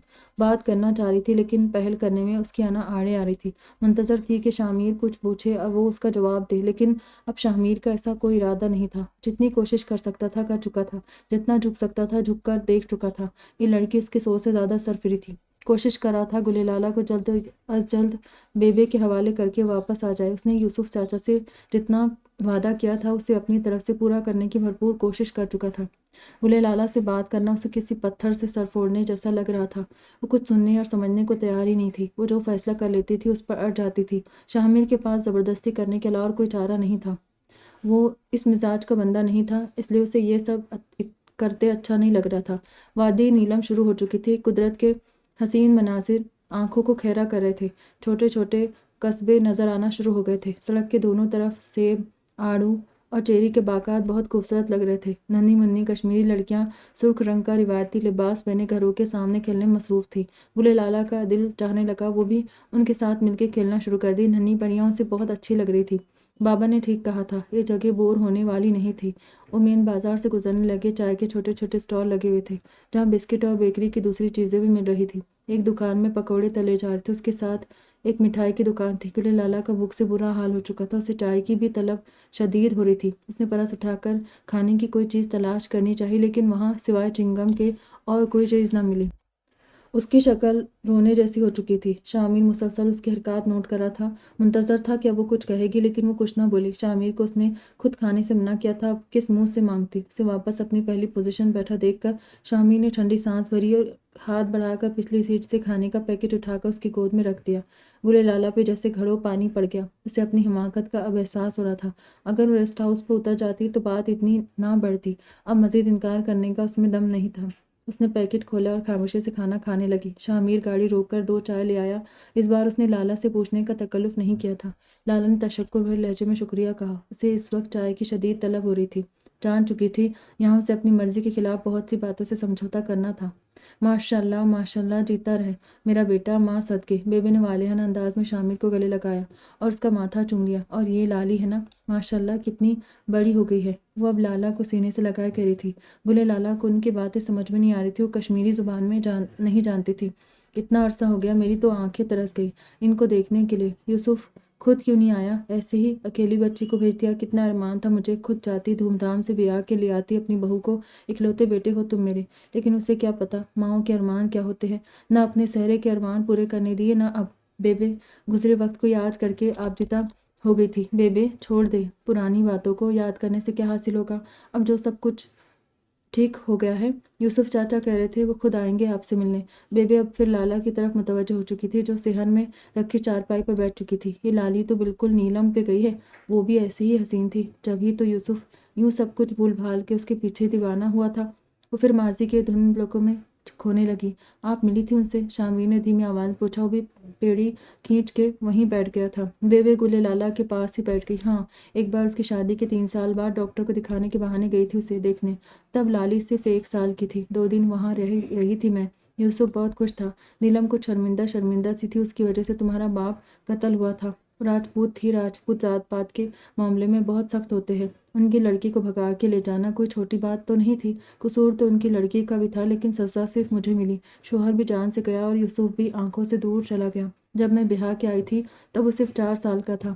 بیٹا سمجھ کے پالا تھا اسے۔ جب تم پیدا ہوئے تب تک وہ جوان ہو چکا تھا، یونیورسٹی پڑھتا تھا۔ پھر پتہ نہیں کیسے اسے نیلم مل گئی اور وہ سب کچھ بھول بھال گیا۔ بیبے نے 100 بار کی دہرائی کہانی، پھر اسی شوق سے چھیڑ دی تھی۔ بس کر دے بیبے، 100 بار سنا چکی ہے یہ قصہ۔ شاہ بے چارگی سے بولا۔ ارے میں تمہیں تھوڑی سنا رہی ہوں، یہ سب تمہیں لالی کو بتا رہی ہوں۔ خفا ہو کر بولی۔ پھر تو آپ یہ تکلف نہ کریں تو اچھا ہے، اسے ایک لفظ سمجھ نہیں آئے گا آپ کا، اسے کشمیری زبان سمجھ میں نہیں آتی۔ شامی نے انکشاف کیا۔ یوسف نے اسے کشمیری نہیں سکھائی؟ وہ صدمے سے گرتے گرتے بچی۔ لالا ان کی گفتگو سمجھنے سے قاصر تھی۔ خاموشی سے بیٹھی ماں بیٹے کو گفتگو کرتے دیکھ رہی تھی۔ صرف کشمیری نہیں، اور بھی بہت کچھ نہیں سکھایا۔ سچ میں بیبے، چاچا نے لاڈ پیار میں اسے بگاڑ کے رکھ دیا ہے۔ ایک نمبر کی بدتمیز اور ضدی ہے۔ شامیر چہرے پر سنجیدگی سجائے زمین کو گھورتا ہوا بول رہا تھا، تاکہ گلے لالا کو یہ نہ لگے کہ وہ اس کے بارے میں کوئی ناخوشگوار بات کر رہے ہیں۔ بیبے کو اس کی بات بالکل پسند نہیں آئی تھی۔ ٹھیک ہو جائے گی رفتہ رفتہ، ابھی تم سے ملے ٹائم ہی کتنا ہوا ہے، دوبارہ اس کے لیے ایسا مت کہنا۔ بیوی ہے وہ تمہاری، سنے گی تو اس کا دل برا ہوگا۔ شامی نے بیبے کی بات پہ بے ساختہ گلے لالا کو دیکھا، کہیں اس نے سن تو نہیں لیا، لیکن اسے ویسے ہی سکون سے بیٹھا دیکھ کر ٹھنڈی سانس بھر کر اٹھ کھڑا ہوا۔ بیبے میں سونے جا رہا ہوں، بہت تھک گیا ہوں، آپ سنبھالے اپنی لالی کو۔ بہت شوق تھا نا آپ کو بہو لانے کا، 2 دن میں چکرا نہ دیا تو کہیے گا۔ شرارت سے کہتا ہوا جانے کو مڑا، پھر کچھ یاد آنے پر پلٹ آیا۔ اچھا سونے سے کچھ پتہ ہی نہیں ہے اس شادی کے بارے میں، بلکہ اسے تو یہ بھی نہیں معلوم کہ یوسف چاچا سے میرا کیا رشتہ ہے، اور اسے فی الحال بتانا بھی نہیں ہے۔ چاچا نے منع کیا ہے، ان کے خیال میں پہلے یہ اس ماحول میں گھل مل جائے، پھر خود ہی بتا دیں گے۔ فی الحال وہ یہاں صرف ایک مہمان ہے، اس کے سامنے ایسی کوئی بات نہیں کرنی جو اسے بے سکون کرے۔ شامیر بیبے کو ہکا بکا چھوڑ کے اپنے کمرے میں چلا گیا۔ بیبے جو سوچے بیٹھی تھی کہ گلے لالا سے ڈھیر اور ساری باتیں کرے گی، اس سے یوسف اور نیلم کی باتیں پوچھے گی، اپنا دل محسوس کے رہ گئی۔ گلے لالا نے شامیر کو جاتا دیکھ کر ٹھنڈی سانس بھری۔ شکر ہے جان چھوٹی۔ شامیر کے سامنے الرٹ بیٹھے بیٹھے اکڑ گئی تھی، تھکن سے اس کا برا حال تھا، آرام کرنا چاہتی تھی۔ آنٹی واش روم کا ہے، میں فریش ہونا چاہتی ہوں۔ وہ جب سے آئی تھی پہلی مرتبہ بولی تھی۔ بیبے نے چونک کر اسے دیکھا۔ اچھا آؤ میں دکھاتی ہوں۔ بیبے اسے ساتھ لیے غسل خانے کی طرف بڑھی۔ اس طرف بالٹی میں گرم پانی رکھا ہے، تم منہ ہاتھ دھو لو، میں کھانا لگاتی ہوں، ٹوٹی پھوٹی اردو میں بولی۔ گلے لالا کو ان کی بات سمجھ میں آ گئی تھی۔ نہیں میں ابھی کھانا نہیں کھاؤں گی، میں تھوڑی دیر آرام کرنا چاہتی ہوں، التجائیہ لہجے میں بولی۔ مبادا بیبے کو برا نہ لگے، وہ کھانے سے انکار نہ کرتی اگر وہ تھوڑی دیر پہلے کھانا نہ کھا چکی ہوتی۔ گلے لالا واپس آئی تو بیبے اسے کمرہ دکھانے آئی۔ ایک چھوٹا سا گھر تھا، دالان میں 2 کمرے تھے، جن میں سے ایک میں ابھی شامیر سونے گیا تھا، وہ دوسرا بیبے نے اسے رہنے کے لیے دیا تھا۔ دالان کے ایک سرے پر باورچی خانہ تھا، دوسری طرف باتھ روم، چھوٹا سا صحن تھا جس میں وہ 2 سیب کے درخت لگے تھے۔ اسے حیرت ہو رہی تھی، شامیر یہاں رہتا ہے اتنے چھوٹے سے گھر میں، اس کی گاڑی دیکھ کر نہیں لگتا وہ یہاں رہتا ہوگا۔ لالا اپنی سوچوں میں گم کمرے میں آ گئی۔ کمرہ زیادہ بڑا نہیں تھا، لیکن نہایت سلیقے سے سجایا گیا تھا۔ یہاں اس کی ضرورت کی ہر چیز موجود تھی، پلنگ، الماری، writing table, book shelf, bed کے بائیں جانب ایک کھڑکی تھی جو باہر کھیتوں میں کھلتی تھی۔ گلے لالا تنقیدی نظروں سے کمرے کا جائزہ لینا لگی۔ یہ کمرہ اس کے کمرے جتنا لگژری تو نہ تھا، لیکن پھر بھی اسے اچھا لگا تھا۔ یہاں اس کی پسند کی کافی چیزیں تھیں، جیسے کتابیں، میز، کرسی اور لیمپ وغیرہ۔ وہ بک شیلف کی طرف بڑھی اور کتابوں کا جائزہ لینے لگی۔ ان میں بہت سی اس کی پسندیدہ رائٹرز کی کتابیں تھیں۔ اسے یاد آیا وہ کتابیں سب ساتھ لانا بھول گئی تھی۔ یہ شامیر کی کتابیں ہیں، اسے بہت شوق ہے کتابیں پڑھنے کا۔ بیبی کی آواز پر چونک کر پلٹی اور چائے لے کر آئی تھی۔ ارے آپ نے اتنی تکلیف کیوں کی، میں خود بنا لیتی، مجھے لگا تمہیں اس کی ضرورت ہوگی۔ بیبی نے کشمیری چائے کپ میں انڈیل کر اس کی طرف بڑھائی۔ لالا کو چائے کا ذائقہ تو تھوڑا عجیب لگا، لیکن اس نے چند گھونٹ بھرنے کے بعد واپس رکھ دی۔ یہ کمرہ کس کا ہے؟ پوچھے بنا نہ رہ سکی۔ شامیر کا تھا، اس نے تمہارے لیے خالی کیا ہے، کہہ رہا تھا شہر کی لڑکیوں سے یہاں مشکل نہیں ہونی چاہیے۔ بیبے بہت محبت سے بیٹے کا ذکر کر رہی تھی۔ گلے لالا کے چہرے پر تفکر کے آثار دکھائی دینے لگے۔ تو شامیر کہاں رہے گا؟ پریشان ہو کر بولی۔ اس سے بالکل اچھا نہیں لگ رہا تھا یوں کسی کی چیز پہ قبضہ کرنا۔ وہ میرے ساتھ رہے گا، ساتھ والے کمرے میں، ویسے بھی وہ یہاں ہوتا ہی کب ہے، مہینے 2 مہینے بعد آتا ہے چھٹی لے کر۔ گلے لالا کو اطمینان ہوا، اس کی وجہ سے کسی کو تکلیف نہیں ہوگی۔ اچھا اب تم آرام کرو۔ بیبے اٹھ کے چلی گئی۔ لالا نے رضائی اوپر ڈالی تو اسے عجیب احساس ہوا۔ یہ رضائی شامیر کی تھی اور اس میں سے مردانہ پرفیوم کی خوشبو آ رہی تھی۔ یہ وہی پرفیوم تھی جو شامیر اکثر استعمال کرتا تھا۔ خوشبو آہستہ آہستہ اس کے اعصاب کو سہلا رہی تھی۔ کب نیند کی وادی میں چلی گئی اسے پتہ ہی نہ چلا۔ سلام بیبے۔ شامیر پیڑا کھینچ کے بیبے کے ساتھ باورچی خانے میں بیٹھ گیا۔ وعلیکم السلام، جیتا رہے میرا پتر۔ بیبے نے محبت پاش نظروں سے اکلوتے بیٹے کو دیکھا اور ناشتے کا سامان اس کے سامنے رکھنے لگی۔ شیرمال، دہی، حلوہ، ڈرائی فروٹس کے میٹھے لڈو اور کشمیری چائے۔ شامیر خاموشی سے کھانے لگا۔ آج تم لالی کو وادی گھمانے کے لیے لے جانا، کل سے گھر میں اداس ہو رہی ہے، مجھے بوڑھی کا چہرہ دیکھ دیکھ کر اکتا گئی ہوگی۔ تم دونوں شہر کے پڑھے لکھے ہو، تم جاؤ گے تو اسے اچھا لگے گا، میرے ساتھ نہیں جائے گی، پسند نہیں کرتی ہوں مجھے، شامیر نے سنجیدگی سے کہا۔ تم کہہ کر تو دیکھو، ضرور جائے گی، اور تم نے ایسا کیا کیا ہے جو تمہیں ناپسند کرے گی؟ بیبی روٹی بیلتے یقین سے بولی۔ یہاں آنا نہیں چاہ رہی تھی، زبردستی لے کے آیا ہوں یوسف چاچا کہنے پر، اسی لیے ناراض ہے، شامیر نے والا توڑتے بولا۔ تو خود سے تو لے کر نہیں آئے ہو، یوسف نے کہا تھا تبھی لائے ہو نا؟ کیا اسے نہیں پتا کہ یہ سب تمہیں یوسف نے کہا تھا؟ وحرت سے پوچھنے لگی۔ پتہ ہے، وہ سابق انداز میں بولا۔ پتہ ہے پھر بھی؟ بیبے کو حیرت ہوئی۔ بیبے تم اپنے لیے کوئی اور بہو ڈھونڈ لو، شامیر منہ لٹکا کر بولا۔ پاگل ہو گئے، اتنی اچھی بہو کے ہوتے ہوئے میں کیوں دوسری بہو ڈھونڈوں؟ ارے چراغ لے کر بھی نکلو تو ایسی اچھی لڑکی نہیں ملے گی، خوبصورت ہے، پڑھی لکھی ہے، تمہارے ساتھ کھڑی ہوگی تو اچھی لگے گی، سب سے بڑھ کر تمہارا اپنا خون ہے، چاچا کی بیٹی ہے، ڈپٹ کر بولی۔ چاچے کی وجہ سے تو خاموش ہو جاتا ہوں، سچ بیبے، اگر مجھے پہلے پتا ہوتا کہ بڑی ہو کر یہ اتنی نکچڑی ہو جائے گی تو میں نکاح کے وقت ہی بھاگ جاتا۔ وہ بیبے کو چڑھانے کے لیے بولا۔ نا بیٹا، ایسے نہیں کہتے، ایک ہی تو دن ہوا ہے تمہیں اس سے ملے ہوئے، کچھ لوگ اتنی آسانی سے نہیں کھلتے، انہیں پرت در پرت کھولنا پڑتا ہے۔ مجھے یقین ہے لالی تمہارے لیے بہت اچھی شریک حیات ثابت ہوگی، تم اس سے بات کرو، اسے وقت دو، گھماؤ پھراؤ، مجھے یقین ہے میرے بیٹے کو ضرور چاہنے لگے گی، بیبے اسے دھیمے لہجے میں سمجھانے لگی۔ گلے لالا کو کچن کی طرف آتے دیکھ کر شامین نے سر جھکائے دھیمی آواز میں بیبے کو اطلاع دی۔ وہ ادھر ہی آ رہی ہے، بسم اللہ بسم اللہ۔ اٹھ گئی میری بیٹی، بیٹھو، بیبے نے والہانہ استقبال کیا۔ بیبے نے دوسرا پیڑا کھینچ کے شامیر کے قریب ہی اس کے لیے رکھ دیا۔ جی، گلے لالا جھیپی جھیپی سے بیٹھ گئی۔ یہاں بیٹھے دونوں ہی لوگ اس کے لیے اجنبی تھے، ان سے ملے اسے صرف 2 دن ہوئے تھے۔ یوں اجنبی لوگوں کے ساتھ بیٹھ کے کھانا کھانا اسے کافی مشکل لگ رہا تھا، لیکن اسے یہی ایڈجسٹ کرنا تھا۔ خود کو سمجھانے لگی۔ بیبے نے اس کے سامنے کھانے کے لوازمات رکھنے شروع کر دیے۔ میں صرف چائے اور ٹوسٹ لوں گی، صبح صبح مجھ سے یہ سب نہیں کھایا جاتا۔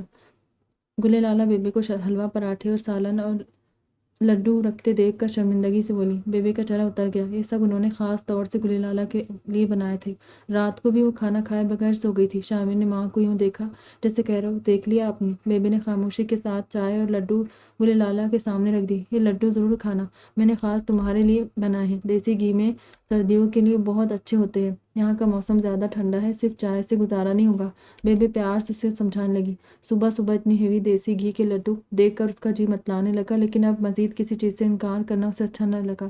وہ اس بات میں سر ہلا کر چائے پینے لگی، لیکن پہلا گھونٹ لیتے ہی اس نے فوارے کی طرح چائے باہر پھینکی۔ کیا ہوا؟ بیبی گھبرا کر پوچھنے لگی۔ شامیر بھی اسے دیکھ رہا تھا۔ آپ نے غلطی سے چینی کی بجائے نمک ڈال دیا ہے چائے میں۔ وہ شرمندہ سی صفائی دینے لگی۔ بیبی ہونناک بنی اسے دیکھ رہی تھی۔ شامیر نے چونک کر اسے دیکھا۔ آئی ایم سوری، میں بیبے کو کہنا بھول گیا تھا کہ آپ کے لیے میٹھی چائے بنائے، یہاں نمک والی چائے پی جاتی ہے۔ شامیر شرمندہ نظر آ رہا تھا۔ پھر اس نے بیبے کو عام میٹھی چائے بنانے کو کہا، جیسے وہ پاکستانی چائے کہتا تھا۔ بیبے نے سر ہلا کر چائے کے لیے پتیلی چڑھا دی۔ ایک لمحے کے لیے ماحول پہ خاموشی چھائی رہی، پھر گلے لالا نے ہی بولنے میں پہل گئی۔ یہاں پورا سال اتنی ہی سردی رہتی ہے؟ وہ چولہے کے قریب کھسک کر ہاتھ سینکنے لگی۔ شامیر نے کنکھیوں سے اس کے نرم و ملائم ہاتھوں کو دیکھا، اسے اعتراف کرنا پڑا، لالا اس کی سوچ سے زیادہ خوبصورت تھی۔ شامیر کو اپنا دل اس کی طرف کھنچتا محسوس ہوا۔ ابھی تو سردی شروع بھی نہیں ہوئی، سرما کی پہلی برف پڑی ہے، لیکن ہوا بند ہونے کی وجہ سے زیادہ سردی نہیں لگ رہی۔ جب سردی بڑھ جاتی ہے تو رگوں میں خون بھی جمنے لگتا ہے۔ تم خود کو تیار کر لو، یہاں موسم کا اعتبار نہیں ہوتا، ادھر ہوا چلی، ادھر سردی اپنی انتہا کو پہنچ جائے گی۔ بیبے مسکرا کر بتانے لگی۔ اوہ، پھر تو میں اس حساب سے بالکل کپڑے نہیں لے کر آئی، مجھے اندازہ ہی نہیں تھا یہ علاقہ اتنا سرد ہوگا۔ وہ افسوس سے کہنے لگی۔ تمہیں یوسف نے کچھ نہیں بتایا؟ بیبے کے منہ سے بے ساختہ یہ جملہ نکلا، پھر وہ قدرے سنبھل کے بولی۔ تمہارے بابا نے نہیں بتایا یہاں کے موسم کے بارے میں؟ شاید بتایا ہو، میں نے دھیان ہی نہیں دیا ہوگا، تعصب سے بولی۔ تم فکر مت کرو، تمہیں جو چاہیے ہوگا شامیر تمہیں شہر سے لا دے گا، کیوں شامیر ٹھیک ہے نا؟ انہوں نے بات کرتے اچانک شامیر کو مخاطب کیا، جو خاموشی سے ان دونوں کے بیچ ہونے والی گفتگو سن رہا تھا۔ ایک لمحے کو گڑبڑا گیا۔ ہاں کیوں نہیں، آپ بتا دیں جو بھی چاہیے، میں لے آؤں گا، شامیر نے دھیمے لہجے میں کہا۔ اسلام آباد سے آنے کے بعد یہ پہلی بات تھی جو شامیر نے براہ راست اس سے کی تھی، اور بہت اچھے اور نرم لہجے میں کی تھی۔ گلے لالا نے چونک کر اسے دیکھا۔ کیا شامیر واقعی اس سے ناراضگی ختم کر چکا تھا، یا پھر محض بیبے کے سامنے تاثر دے رہا تھا؟ شامیر کے چہرے سے ایسی کوئی بات ظاہر نہیں ہو رہی تھی جس سے وہ اندازہ لگا پاتی۔ آج اگر تم تھکی ہوئی نہیں ہو تو شامیر کے ساتھ 1-2 جگہ گھومنے چلی جاؤ، بیبے چائے اس کے سامنے رکھتے بولی۔ شامیر کا ہاتھ ایک لمحے کے لیے رک سا گیا، اسے لگا گلے لالا صرف انکار کر دے گی۔ صاف، لیکن اس کی سوچ کے برعکس گل لالہ نے بخوشی اس کے ساتھ جانے پر رضامندی دے دی۔ ہاں ضرور، میں یہ سب دیکھنا چاہتی ہوں۔ یہ وادی سچ میں بہت حسین ہے، بابا نے صحیح کہا تھا، خوش ہو کر بولے شامر نے حیرت سے گل لالہ کو دیکھا، پھر اٹھ کھڑا ہوا۔ اچھا بیبی، میں تھوڑی دیر باہر جا رہا ہوں، 1-2 گھنٹے تک واپس آ جاؤں گا۔ گل لالہ کو مایوسی ہوئی، تو کیا شامر اسے گھمانے نہیں لے جائے گا؟ وہ کل گھر میں بور ہو چکی تھی۔ اچھا جلدی آ جانا جب تک لالی تیار ہو جائے، وہ جان بوجھ کر کشمیری زبان میں بولی تاکہ شامر کی طرف سے آنے والا کوئی ناخوشگوار جواب گل لالہ کو دکھی نہ کر دے۔ ٹھیک ہے۔ وہ ساری لاتا باہر چلا گیا۔ لالا کو لگا سارا منظر جیسے ایک دم سے اداس ہو گیا ہو۔ گل لالہ صحن میں لگے سیبوں کے درختوں پر چہچہاتی چڑیوں کو شوق سے دیکھنے لگی۔ بیبی برآمدے میں رکھے تخت پر بیٹھی سبزی کاٹ رہی تھی۔ گل لالہ ان کے ساتھ ہی آ کر بیٹھ گئی۔ وہ دور کھڑے پہاڑوں کو دیکھنے لگی۔ پہاڑوں کی چوٹیوں پر پڑی برف سنہری دھوپ میں چمک رہی تھی۔ گل لالہ کا دل ان پہاڑوں کے قریب سے دیکھنے کے لیے مچلنے لگا۔ کب سے تیار ہو کر شامر کا انتظار کر رہی تھی۔ صبح سے دوپہر ہونے کو آئی تھی، اس کا کوئی نام و نشان نہیں تھا۔ شامر کو شاید کوئی پرانا دوست مل گیا ہوگا۔ بیبی نے اس کا اترا چہرہ دیکھ کر تسلی دی۔ تم کہو تو میں تمہیں باہر لے چلوں؟ آس پاس کا علاقہ تو میں بھی دکھا سکتی تمہیں۔ گل لالہ نے اس بات میں صلاح دی اور کھڑی ہو گئی۔ سردی کی وجہ سے اندھیرا جلدی پھیل جاتا ہے، اس سے پہلے لوٹ آئیں گے۔ ابھی 2-3 گھنٹے ہمارے پاس۔ بیبی کٹی ہوئی سبزیاں ایک طرف رکھتے ہوئے چپل پہننے لگی۔ دونوں دروازہ بند کر کے باہر نکل آئی۔ بیبی کے گھر کے ساتھ ہی ان کا کھیت تھا جس میں مختلف سبزیاں لگی تھیں۔ یہاں بمشکل 50 مکان تھے جن کے 3 طرف کھیت بنے۔ کھیتوں سے آگے پھر باغات شروع ہو جاتے تھے۔ سیب، آڑو، ناشپاتی اور چیری کے خوبصورت سرسبز باغ پہاڑ کے دامن تک پھیلے ہوئے تھے۔ ان باغات کے بیچوں بیچ ٹھنڈے پانی کے چشمے رواں تھے جنہیں چھوٹی چھوٹی نالیوں کی شکل میں تقسیم کر کے کھیت اور باغات کو سیراب کیا جا رہا تھا۔ لالا نے جھک کر ایک چشمے کے پانی کو ہاتھ کے پیالے میں بھرنا چاہا، لیکن پانی کو چھوتے اس کی چیخ نکل گئی۔ پانی بہت ٹھنڈا تھا، کپکپانے لگی۔ بیبی جو چیری کی جھاڑ سے چیریاں توڑ کر ٹوکری میں ڈال رہی تھی، پلٹ کر اسے دیکھنے لگی۔ لالا نے ہمت جمع کر کے ایک بار پھر ہاتھ پانی میں ڈالا۔ اس مرتبہ ذہنی طور پہ تیار تھی، اسے برداشت کرنے کے لیے ٹھنڈا پانی اسے مزہ دینے لگا۔ تم اگر اسی طرح بھیگتی رہی تو بیمار پڑ جاؤ گی۔ بیبی چیریوں سے بھری ٹوکری ایک طرف رکھ کر درخت کے تنے پر بیٹھ گئی جو زمین کے ساتھ لیٹا ہوا تھا۔ یہ چیریاں مجھے دے، میں انہیں دھو دیتی ہوں۔ سرخ رنگ کی فریش چیری دیکھ کر لالا کا دل اسے کھانے کو بےتاب ہوا۔ بیبی نے ٹوکری اس کی طرف بڑھائی۔ لالا نے چشمے کے بیچ ٹوکری رکھ دی۔ تیزی سے بہتا پانی انہیں دھو رہا تھا۔ چیری دھل کر ٹھنڈی ہو چکی تھی۔ وہ انہیں نکال کر کھانے لگی۔ آپ کھائے گی؟ اس نے بیبی سے پوچھا۔ نہیں، تم کھاؤ، میں کھٹی چیزیں نہیں کھا سکتی، گلا خراب ہو جائے گا میرا۔ معذرت کرنے لگی۔ بہت دیر تک بیبی کے ساتھ گھومتی رہی۔ گل لالہ نے پوری زندگی اتنا انجوائے نہیں کیا جتنا آج کر رہی تھی۔ شام ہوتے ہی ٹھنڈ پڑ گئی، اس کی ناک سرخ ہو رہی تھی اور زکام بھی شروع ہو گیا تھا۔ میرا خیال ہے ہمیں اب گھر چلنا چاہیے، بیبی نے ڈوبتے سورج پر ایک نظر ڈال کر اس سے کہا۔ ابھی تھوڑی دیر رک جائیں، میرا دل نہیں بھرا۔ ابھی گھر چلو، کل دوبارہ آ جائیں گے۔ اندھیرا ہوتے ہی یہاں جنگلی جانور نکل آتے، ہمیں پہلے ہی کافی دیر ہو گئی ہے، گھر پہنچتے پہنچتے اندھیرا چھا جائے گا۔ جنگلی جانوروں کو سن کے گل لالہ کی سانس حلق میں اٹک گئی۔ کیا جنگلی جانور؟ آپ نے پہلے کیوں نہیں بتایا؟ وہ خوفزدہ نظروں سے چاروں اور دیکھنے لگی۔ پلیز جلدی چلے، مجھے بہت ڈر لگ رہا ہے۔ گل لالہ کے چہرے پر خوف چھایا ہوا تھا۔ وہ ابھی تھوڑی ہی آگے بڑھی تھی کہ انہیں شامر ہاتھ میں گن اور ٹارچ لیے اپنی طرف آتا دکھائی دیا۔ اسے دیکھ کر لالا کی جان میں جائے نہیں۔ وہ اب قریب آ چکا تھا۔ آپ لوگ یہاں ہیں اور میں وہاں ڈھونڈ ڈھونڈ کے بالکل پاگل ہو گیا ہوں۔ بتا کے جانے کی بھی زحمت گوارا نہیں کہ آپ نے ایک ایک گھر سے پوچھا ہے، کسی کو بھی معلوم نہیں تھا آپ کہاں ہیں۔ بیبی آپ بھی کبھی کبھی حد کر دیتی ہے۔ سخت غصے میں لگ رہا تھا۔ گل لالہ کو اس کی باتیں سمجھ میں نہ آئیں، چپ چاپ ان دونوں کے ساتھ چلتی رہی۔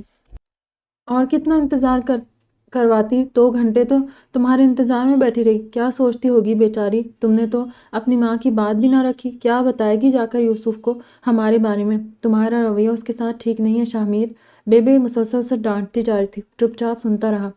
وہ جان بوجھ کے گھر نہیں آیا تھا۔ اسے لگ رہا تھا کہ وہ آہستہ آہستہ گل لالہ کی محبت میں گرفتار ہوتا جا رہا ہے، خود کو اس احساس سے چھڑانا چاہتا تھا۔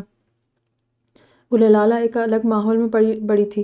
اس کی پسند ناپسند، مزاج، سب کچھ اس سے الگ تھا۔ وہ نہیں جانتا تھا لالا اپنے جیون ساتھی کے بارے میں کیا سوچ رکھتی ہے۔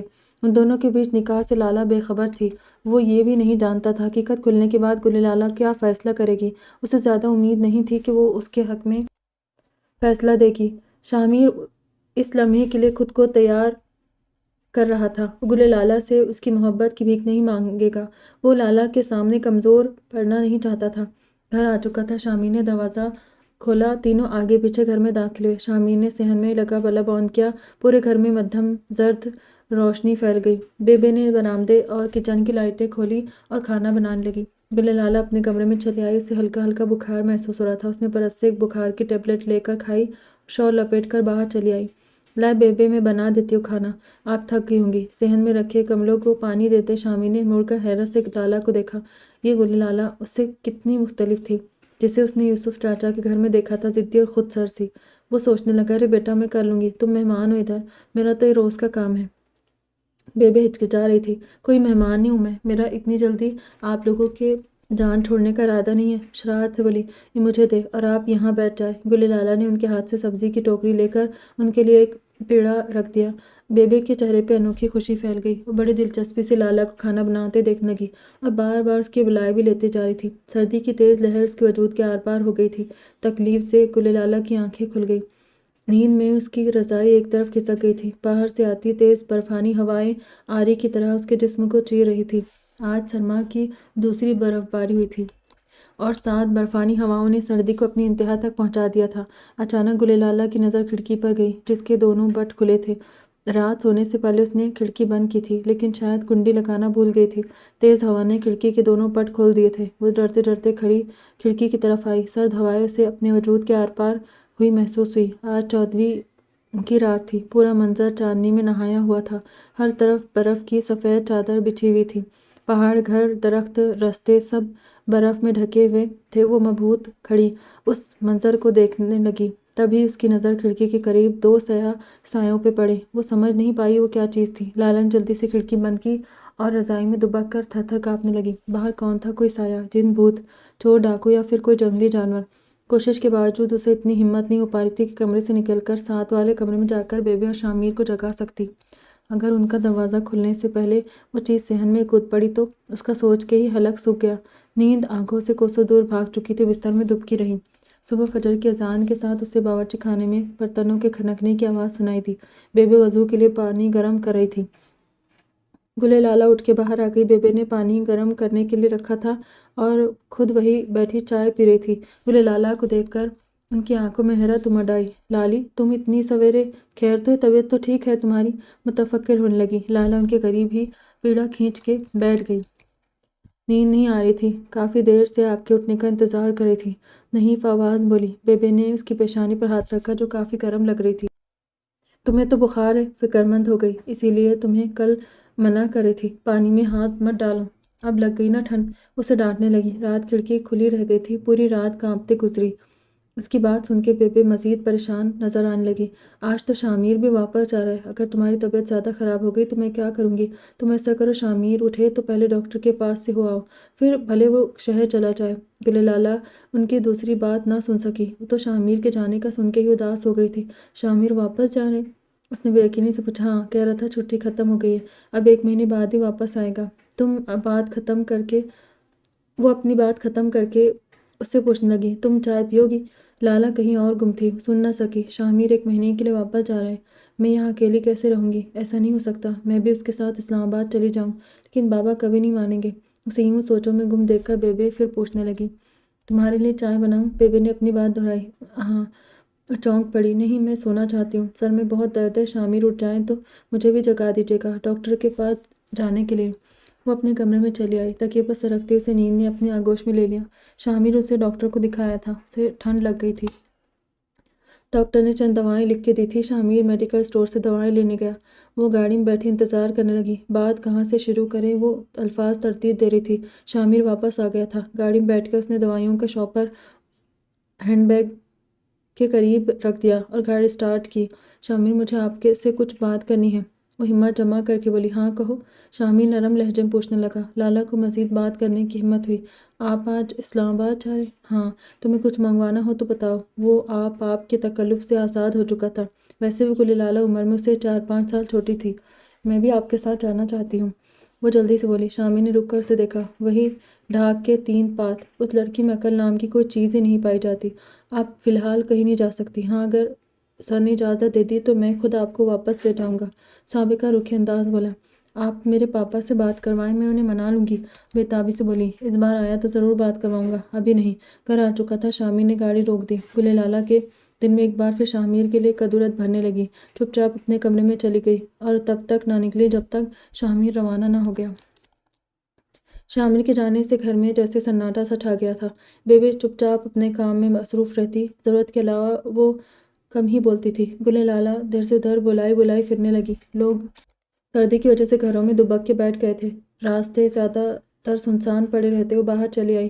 وہ بہت حد تک اس قصبے کے رستوں سے واقف ہو چکی تھی۔ باہر بھی وہی سناٹا چھایا تھا، درخت، پہاڑ، پیڑ بوٹے سب سر نواڑے خاموش کھڑے تھے، جیسے کسی کے انتظار میں کھڑے ہوں۔ اسے جھنجھلاہٹ ہونے لگی۔